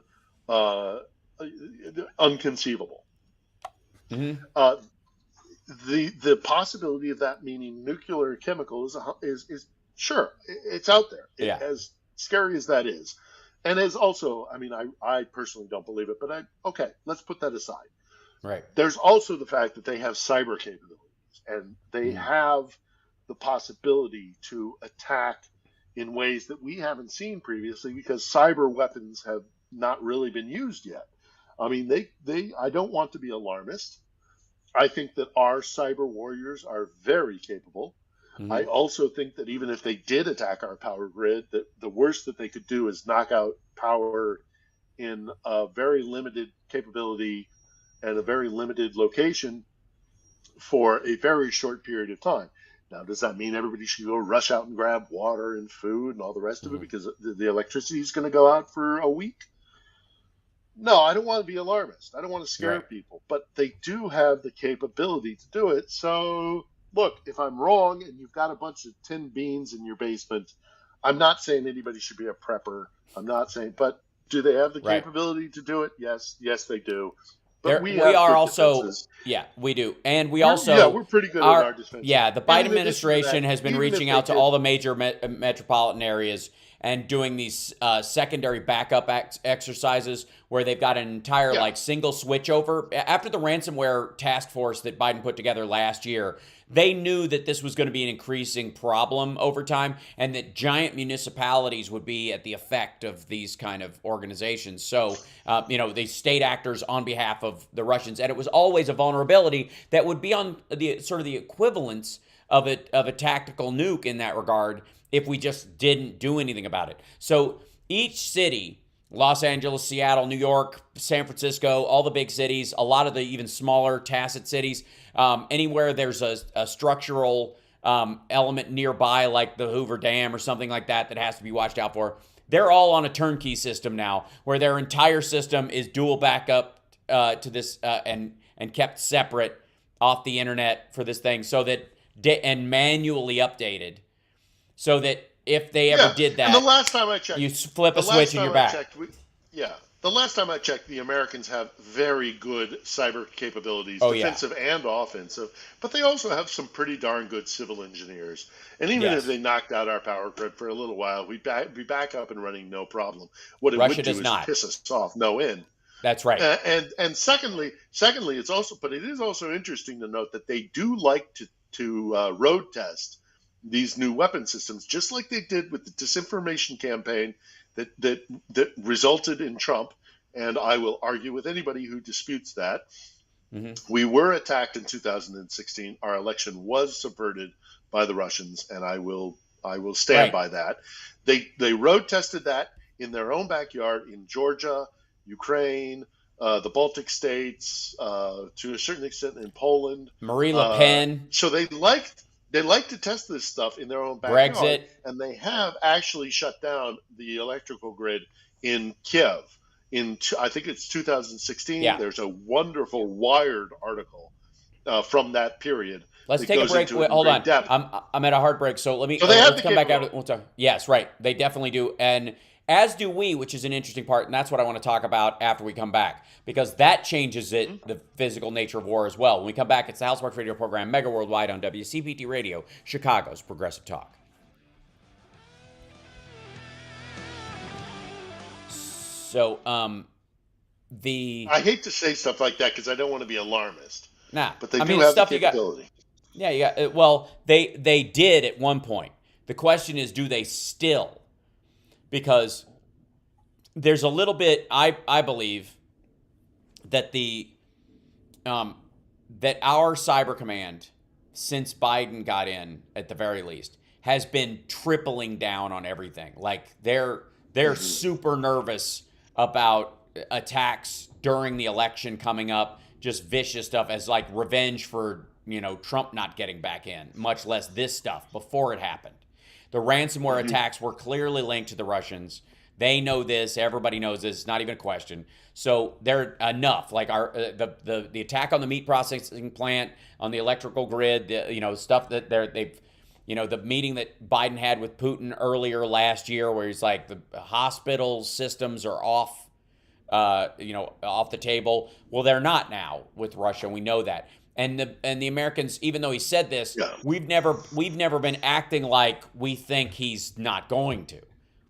We're just saying that's a red line for us. I pitched that story, that Ukrainian nuclear power plant story, after I read the Wired article. I knew the incident, and then I subsequently read the Wired article. And that, if you have not read that article, go back and try and find it, because it is spooky. The guys described sitting there at their computer consoles, and like the mouse started moving on its own and shutting down this hydroelectrical stuff and this and that, and they started freaking out because it's spooky. And I was working for a certain network that liked Trump an awful lot and didn't want to talk about how bad the Russians were, so they did not take that pitch. Curious. Also, by the way, right. Shocking. Thanks, Devin. The difference between attacking the United States and attacking Ukraine, especially at that period, though, they had people in country. The Russians had people in country. Yes. They do not have them here in those positions, anyways. They obviously have them here, but not. No. So we're coming back.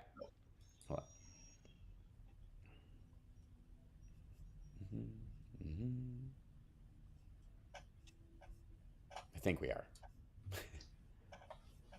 I saw somebody. I shouldn't read that kind of stuff. Thank you, I Aaron. saw somebody say, "Oh, it's Phil again. I'm leaving." What did I do? That's one of the a pro-Trump or. Am I outstaying my welcome? No. Old tube stuff. Thank you, Joy. Welcome back to the HAL Sparks radio program, Mega Worldwide. Now, we were talking about during the break at infotainmentwars.com. We don't need the documents. We've got the video. We were talking about the fact that, Russia has done attacks like they would want to do in the United States, in Ukraine and in Chechnya and in Georgia. And I brought up the fact that the only difference is that at those times, they had people in country negatively, helping tee these things up. They more than likely had people in these power plants, in these computer systems. They were even the software. I remember that big story a couple years ago about how a good portion of American companies were using a Russian antiviral. Yes. And everybody was like, "We're what?" Like they woke up to it all at once and everybody stopped. Like they just like cold turkey, everybody went, it's like they walked over the computer humming and went, not doing, just writing an email, just got to erase. And this little dongle, this memory stick. Yes. Oh, don't worry about it. Yeah, I was just going to put it over here on this desk and walk away. Right. So the issue that the Russians have, besides, yes, Bob's got it right. Conspiracy. Yeah, that's right. The ironically named Kaspersky, which sounds like conspiracy. It sounds like the Russian word for conspiracy.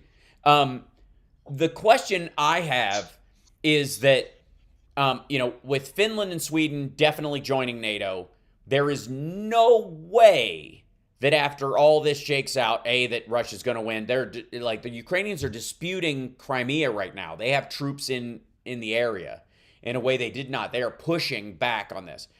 The destruction of Mariupol, they're just using it. The Russians are using, I think they're weaponizing it because they don't ever intend to need Mariupol or want it there again. So they just might as well level it and scare the crap out of everybody, forgetting that even there were Russian sympathetic citizens, at one time, and many of them are getting killed. The eastern part of Ukraine, they're now, there was a Russian soldier. Now the Ukrainians have been intercepting audio of Russian soldiers talking to people and posting it, and it's sort of been ongoing. Now I personally believe in taking those things with a grain of salt, because as somebody who doesn't speak Russian and doesn't see what's going on there, hearing somebody talk on a phone to somebody else on a phone, I'm like, that's the easiest thing to fake in the world. That said, were it true, and a lot of it seems to be aligned with itself, there was a Ukrainian intelligence said in an audio clip of an intercepted call released Friday by Ukraine's security service, a woman can be heard expressing concern about the attack on the town of Klamovo that Moscow blamed on Ukrainian forces. Klamovo is inside Russia, which reportedly left 7 people wounded. That was ours effing stuff up, the purported soldier quickly responds. It's necessary. They do that to provoke the Ukrainians, and that's why they hit it. He said, we talked to the bosses, and they said that's how it is. The same happened in the Chechen war. They blew up apartments in Moscow as if it were terrorists. It was really the FSB, he said, referring to the series of bombings in 1999. We've talked about those on the air, Philip, that helped bring Vladimir Putin to power. Prominent Kremlin critics and defectors like Alexander Litvinenko have long accused Russia's security sources of orchestrating the bombings themselves to drum up support for the Chechen war and for Putin. The unnamed well, we've soldier, talked about this. Yeah. I was there. Yeah, right. He says there's no way the Ukrainians could have reached Klamovo in the Bryansk region from where they are, and tells his wife, which is the woman they believe in, he plans to refuse to go further with the war in Ukraine. And there was another story related to that there were somewhere in the order of 600 Russian troops near the border. They were inside Ukraine, but basically just dropped their stuff and walked back home. This happened in Belarus as well, but this is a new turn that they're having to deal with. That they just walked off the job. They're being paid. They're making $30 a month. That's some heavy work to end up with $30 in your account, unless you die, in which case your family gets way more than that. But at this rate, what is it actually? What's the ruble worth? Yeah, all of $10,000. Right. Which, for a Russian is actually pretty good money, but it's going to last you 5 years tops. Right. Look, of course they're doing that kind of stuff. That's their modus operandi, is to attack themselves, blame it on the other person, and then enact revenge. I was in Moscow when the apartment buildings were hit. I have no doubt in my mind that it was the FSB, and this kind of, it's not even, it's to the point where it's not even a question anymore. Again, this goes back to the idea of like, you can only be a bully when you are a proper threat.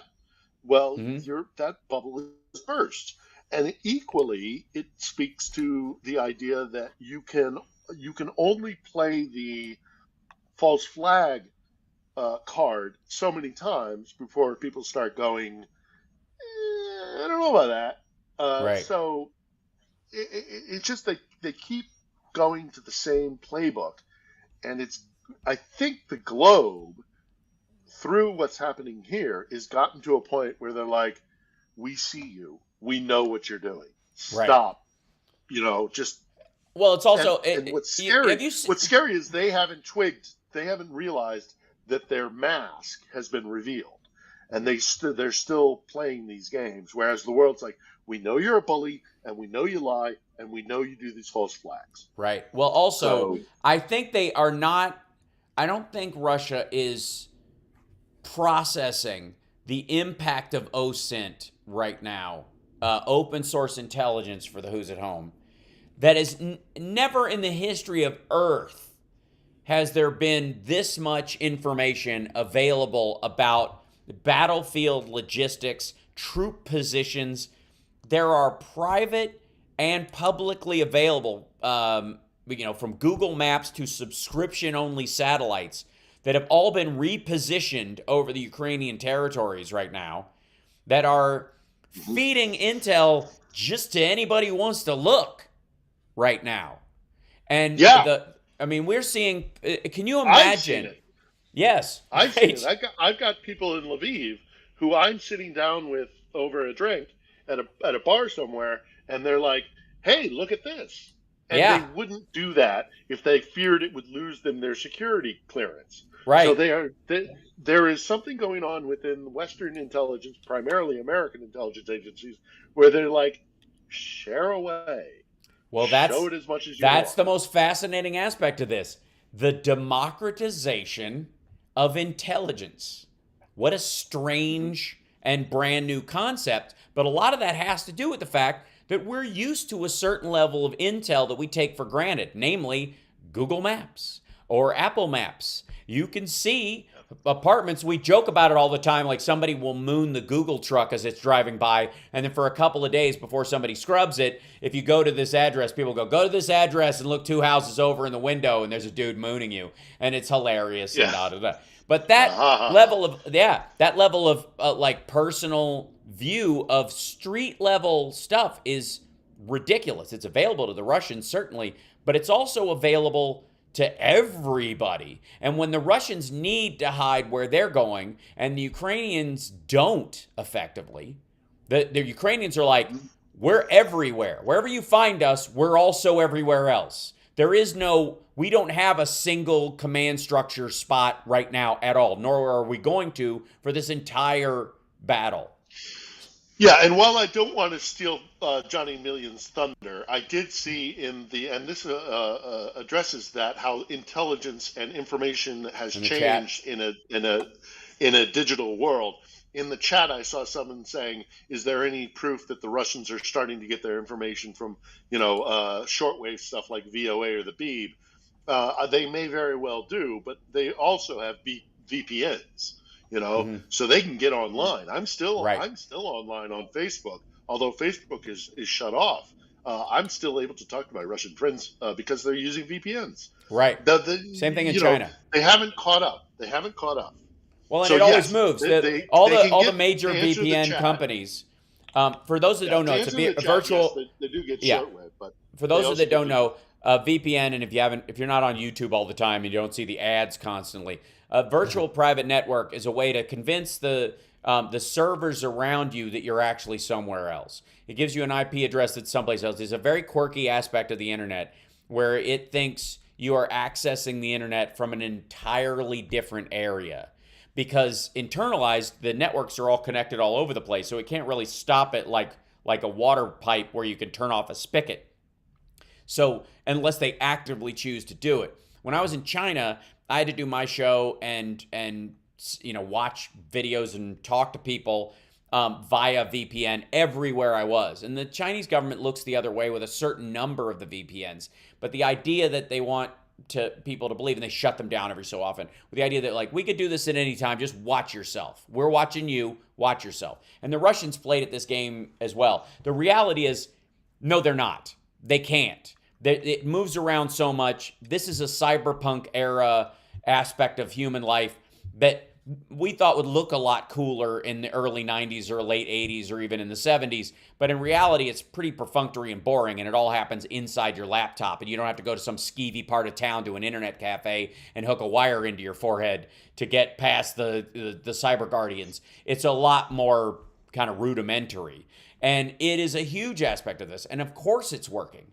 And that's kind of fascinating in and of itself. We got to take a break. It's our final break of the show. And when we come back, Chicago, I think we do need the happy ending just for Philip, just to keep his spirits up during this time of strife. We'll be back right after this. It's the HAL Sparks Radio program, Mega Worldwide on WCPT Radio, Chicago's Progressive Talk.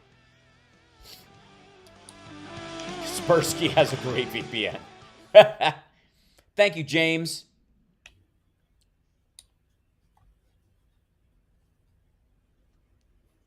That's a good question. Does Russia have options? Putin seems like he hasn't had to consider contingencies in a long time. I mean, they're all contingencies. No. He's always battening down the hatches. That's why he doesn't have the brain space to deal with other threats. It's like if you're always fighting your friends, how do you plan to fight your enemies? Well, he thinks everything is manipulated, and by being manipulated is controllable. He doesn't understand the military concept of everything's fine until you engage with the enemy. He believes there's a script somewhere for everything. And so he's never had to do contingency plans because he's of the mind that he can manipulate everything. Whereas his military is like, hey, if we go in there and this happens, then we need to be able to do X and Y and Z. And he's like, no, we'll just make sure that happens the way we want it to happen. And I think the military, even before this came in, was like, I don't know. So he's not as good as he thinks he is, and he's not as good as we gave him credit for. Right, which is in many ways the happy ending. Is that and there's definitely danger to a cornered Wolverine, but until you realize, oh, that's not a Wolverine, it's just a fat squirrel. Still could bite you. It could still have rabies, right? Yeah. But 60 seconds, guys. Thank you. Dr. 13 says cyber wars are too boring for TV. News wants blood and explosions. And you're very right. I mean, there'll be a lot of footage of hospitals. So true. You'll see a lot of hospitals and stuff like that. What if our hospitals get shut down? They'll show people on ventilators and see all these computer pieces. What if they turned off tomorrow? That they'll do that kind of stuff, but you can't show it as it happens. I think the media has been atrocious here, frankly. Everybody raved about, they're flooding the zone with so many different. Well, they're doing that to get ratings, but their actual coverage has been absolutely atrocious. They're bringing all these armchair generals on, talking about stuff that is not going to happen. I saw a guy talking recently on CNN about how they're definitely going to try and link up with Transnistria, and it's like, no, they're not, because Odessa is a fortress, and you can't just leave that. So the network news is. I think the quality has been better. Quantity great. The show may almost be over, but there's no need to cry, as it's now time for the happy ending. Sir, get your mind out of the gutter. Not that kind of happy ending. This kind. I am happy, you are happy, let us be happy together. The promos are working. Welcome back to the HAL SPARKS radio program, Mega Worldwide. And yes, it is now time for the happy ending. Yay! Yay! So normally I try not to mention Nazis in the happy ending. But, this all started with the idea that the Ukrainian people deserve this because they're Nazi adjacent, because there might be a Nazi in their neighborhood, or one has taken over their some small subsidiary section of their government. Never mind the fact that the president's Jewish and his grandparents died in the Holocaust, or his great uncle and aunt, I think it was. Never mind that. It's just understand that Nazis. There's Nazis everywhere. We're just bombing. Like, if you hit other people, it's collateral damage. You got to clear it's too many Nazis running around. Well, there's a problem with that argument beyond the fact that it's crap. One of them is the Russian imperialist movement, the RIM, which is, honestly. Oh, boy. Oh, boy. Right. Yes. Talk about getting your head out of the gutter. They're a white supremacist group. They're a paramilitary group that, they link up and interact with the Wagner group quite often. They show up in Africa because they view that as a murder playground. And their whole purpose is a white supremacist takeover of the earth. Sounds kind of Nazi-esque to me. In concept.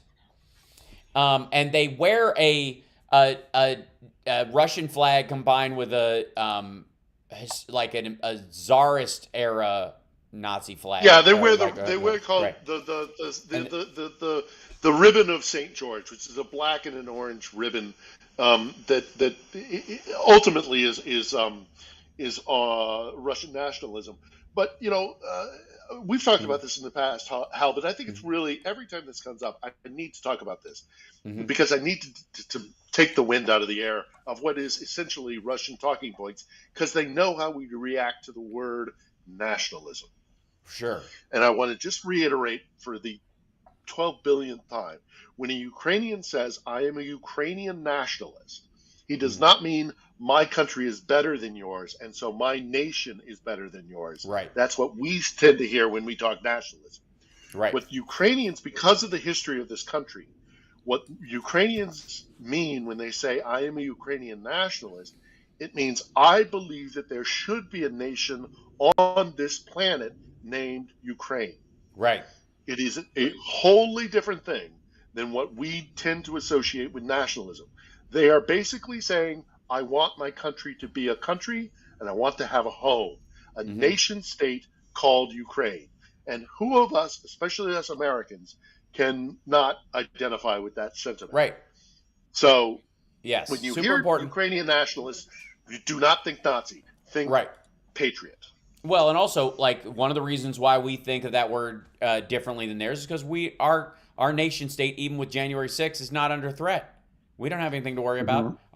We went through the worst attacks on our country since since the Civil War, technically speaking, and it didn't leave a mark. I mean, it's annoying at level, but it's nowhere near the constant back and forth from Uganda to the Yemen, Saudi struggles to the it's not like our Shah was deposed. Like, honestly, we don't have to worry about that.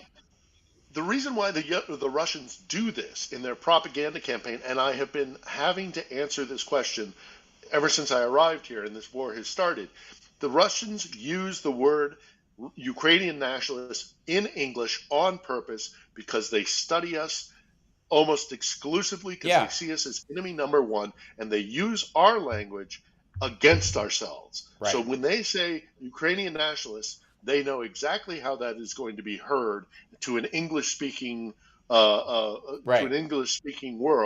and they do it on purpose. Stop. Whenever your audience hears Ukrainian nationalists, do not think Nazi. Think a guy who just believes my country should be a country. I mean, it's George Washington. It's the guys writing the Constitution while under fire from the Brits, rather than be a subject to the monarchy. That said, meanwhile, the Rim, the Russian, like independence movement or whatever they are, the imperialist movement, they review. I think the quote is, we see Ukrainianness as rabies. You either quarantine it, you liquidate it, or it'll infect everybody. Is I think it's pretty.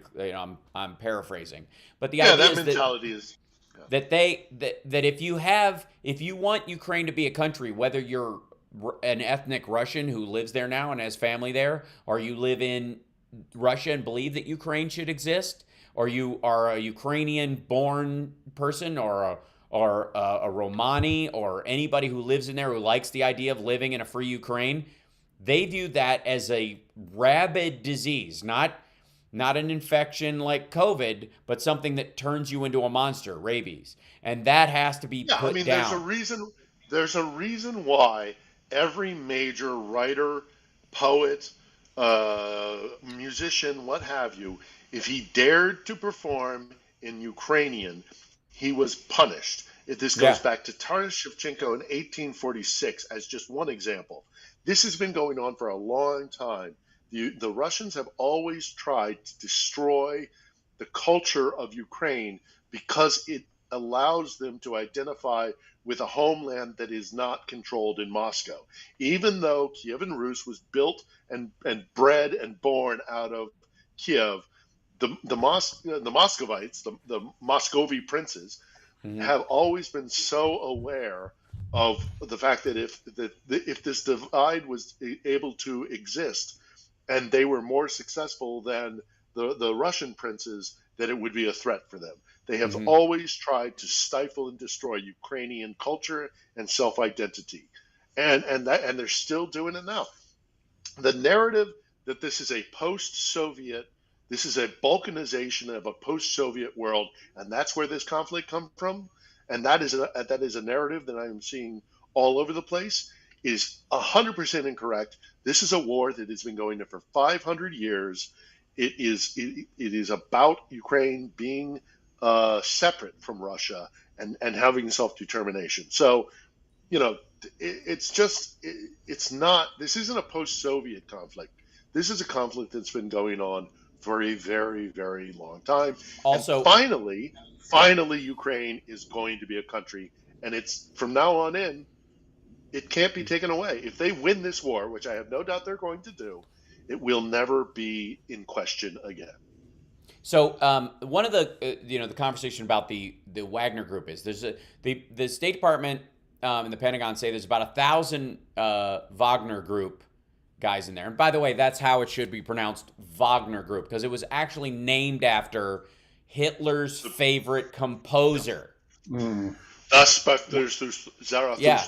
Is his famous, right, Richard Wagner. Right, not Dick Wagner. From Toledo, Ohio. Bless his heart, poor guy. The phone calls he must be getting are ridiculous. Right. The Wagner Group. The leader of it, his name's Utkin. Anyways, the guy who formed the Wagner Group. We always hear about the Azov Battalion and how they're aflush with Nazis and whatnot, even though it's like 9% of the original group from pre-2014, and most of them have been broomed out or have just stopped referring to themselves that way. This guy had a Nazi eagle with swastikas and SS lightning bolts tattooed on his torso, like the frigging villain in the Equalizer movie. That's why Putin, and we're at the end of the show. Thank you, Philip Bittner. That's why Putin knows where the neo-Nazis are. They're his guys. His guys. They're the Rim. They're the Wagner Group. They're there for a purpose. They exist here. Look, they exist here because there's a long history, and it's a very convoluted history. To say that there are no Nazis in Ukraine would be a lie. There are in the United States. Yeah, there are Nazis in the United States. That doesn't mean you get to straight bomb Toledo. We're at the end of the show. So thank you so much, Philip. Thanks, everybody Al. follow Philip Bittner at Philip Bittner, 1L, 2 T's, and you'll see his vlog that he's posting from Lviv, and we will check in with you later. Johnny Million, I love you dearly. I can't wait to see the Scorpions again. Thank you, all the sparklers. Okay. Thanks to all I'm the going to see the Scorpions tonight. It's a true For story. real? Yep. I'll tell you off the air. Bye. Thanks, Chicago. All right, guys. See you next week. Take care, everyone. Thanks. Thank you, Devin. Thanks, Chicago. Yeah, Yes, they're playing with Skid Row tonight, so I'm hoping to. People at the Jam were going to see if they could get me tickets, so she's gonna reach out and see if they can get us a couple extra tickets for it. Like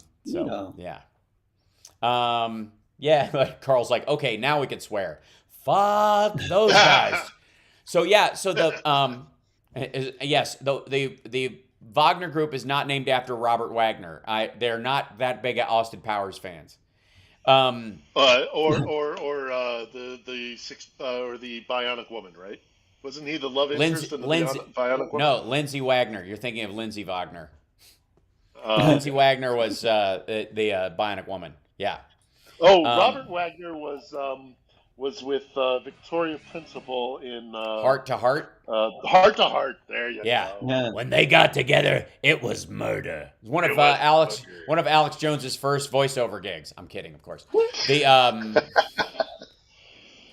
He's so mad he lost that job to whoever that ancient dude was who did that. I'm blitzing on the actor's name or whatever. But they were like, the guy who played the butler on somebody in the chat will just will blurt it out. I see a question, or I see a statement here from Kayana Ottaway saying, "Please let me speak on the Nazi Ukraine stuff, and I differ from you." How? No, it's not that. It's that I have been working on this nightmare project because I'm trying to address this issue, and I've been trying to condense what people do a doctorate in, literally, in like a 3-week period of time, and I've been talking about it for so long. But I'm finally getting to a point where I'm going to publish or be damned. And and the reason why I kind of differ, I don't differ, it's that I know the complexity of it.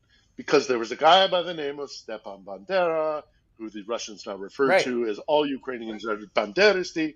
Well, Stepan Bandera was a guy who was in the first part of the 20th century, and he witnessed his country going through the Holodomor, where he saw 3 to 4 million of his own people starve to death. He was anti-Polish because the Poles under the Austro-Hungarian Empire were doing some pretty nasty things in Ukraine, and Mm-hmm. he was actually as much against the Ukrainian or as much against the Poles and the Austro-Hungarians and the Germans as he was against the Soviets. The complexity of this country and the depth of Right. history and why there is this not nationalism that does bleed into Nazism, or at least has in the past. I don't think it's as strong as it is now, or I don't think it is as strong now as it was then. Right. Is born out of the fact that this land has been drenched in blood by powers beyond its borders, and so Bandera was a guy who was first and foremost a Ukrainian nationalist, and he was a violent guy, and he was a product of his age, and he definitely Stephanie Powers, not for Victoria Princel, thank you. And he definitely did conduct some pretty atrocious things, and he also instructed his followers to do some pretty atrocious things. Sure. But he is very controversial here. There are a lot of people that want his monuments torn down, that want streets that were named after him to be renamed. Right. They know but then there are people who also follow Bandera who aren't Nazis or nationalists, who make the argument that the Soviets, when they occupied this country for 70 some odd years, used Bandera and twisted his history to make a narrative of their own so that they could subject the Ukrainians. So Bandera is now cloaked in a lot of muddled history. And so I have spent the last 3 weeks doing my very best to the Big Picture, a show that takes a deep dive into the political landscape of not only America, but whoops, there we go. Sorry, Chicago's. But also, I mean, people do literally do doctorates in this, and I'm trying to condense it into something digestible in a 3-week period of time. And I am almost to the point where it is printer be damned, and I'm really going to try and get it done soon. I've just received my official Ministry of Defense accreditation, so I am able to move around the country more freely. So I do think I'm going to move on from Lviv. I am afraid that Lviv is going to become a target, and I am close to a target within Lviv, and I'm not comfortable with that. So I'm going to try and move. There's a whole lot of irons in the fire, but I will try and address the Nazi story I've been working on for so long. Here's my take on it, just so you know that we're not far off on this at all. We don't diverge. Far off at all. No. I'm basically speaking to her, not to you. Yeah. Right. I have a depth of knowledge that, with all due respect to you, Hal, you don't, because you're not studying this 24/7. I am. Sure. My point is, it's not a difference of opinion. It's just my knowledge is different. Right. I understand.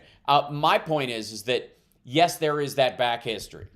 Yes, there is the seeding of the Azov battalion by this particular group, and then it was absorbed into the greater military of Ukraine, just like every other militia group was as they tried to form a territorial army and all that stuff, right? We know that is a fact. What my case is that in the east part of Ukraine and in some of the other areas, that Vladimir Putin is basically doing what he does with Marie Le Pen, what he did with Brexit, what he did with Trump. What he did is that the existing groups that are there make them think they have more support than they do by feeding money and other people coming in to whisper in their ear and go, there's actually 20 of them over here they've got your back. If you ever decide to charge up the steps of the Capitol, we got you covered. Now, they're not there when it happens. They don't do it because they didn't exist in the first place, because it's part of the scam. The other thing is that Russia dumps their neo-Nazis in the country as basically like, don't ever come back to Russia, but if you kill a bunch of Ukrainians while you're at it, we might think about letting you go. And then the Wagner group and their related groups are themselves, and the Rim are neo-Nazis. They go over there and go, we're Ukrainians, we believe in this, and this is we also, and that is to foment that idea, and then they leave before the bombing starts. It's another tactic that the Russians used elsewhere as well. It doesn't denigrate the idea that there was a history there. It's making use of that history and turning it into a predicate by artificially inflating it in the same way that they put money into the groups that eventually led to the Charlotte March in the United States. Yeah. It doesn't mean the Charlotte group doesn't matter. Yeah, right. there's also the fact that that everybody passes through this territory and they leave their imprint upon it, and then once they've done that, those guys then fight against one another internally. I did a vlog this week about Salina. I went on a trip to a salt mine where Stalin's NKVD killed a bunch of Ukrainian nationalists and political prisoners and dumped them in a salt mine, which was bad enough. But then the Gestapo showed up and had the Jews dig them up and said the only reason the Jews knew where these guys were buried was because they instructed the NKVD to kill them. To do it. So 3,600 people were buried in this salt mine. Tragic story. So, it's everybody uses a narrative here, and they twist the narrative because they have empirical designs on Ukraine that then they can use for their own designs attacking other empires. So it's always been a matter of a pawn in a larger chess game. And finally, after so many years, and what excites me so much about being in this country right now is finally, for the first time in their history, and hopefully the last time, they're going to be like, you know what? No, we're not going to be a narrative in your story that allows you to attack the other empire that you have a problem with. So whether it's NATO in Russia or Nazis in the Soviet Union, that all is coming to an end, and Ukraine is going to be its own country and sovereign, and will finally be able to write its own history. Right. So, we have to sign off, and I gotta let both of you go.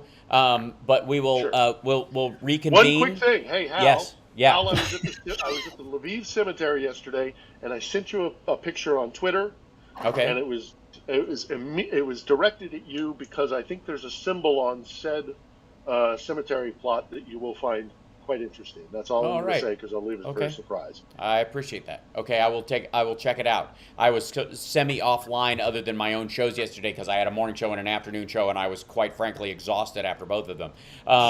That said, we will check in with you this week. Let me know if you're going to be on the move, and we will do whatever we need to do to get you back the announcement hopefully will be coming sooner than later, and That's we'll right. do that.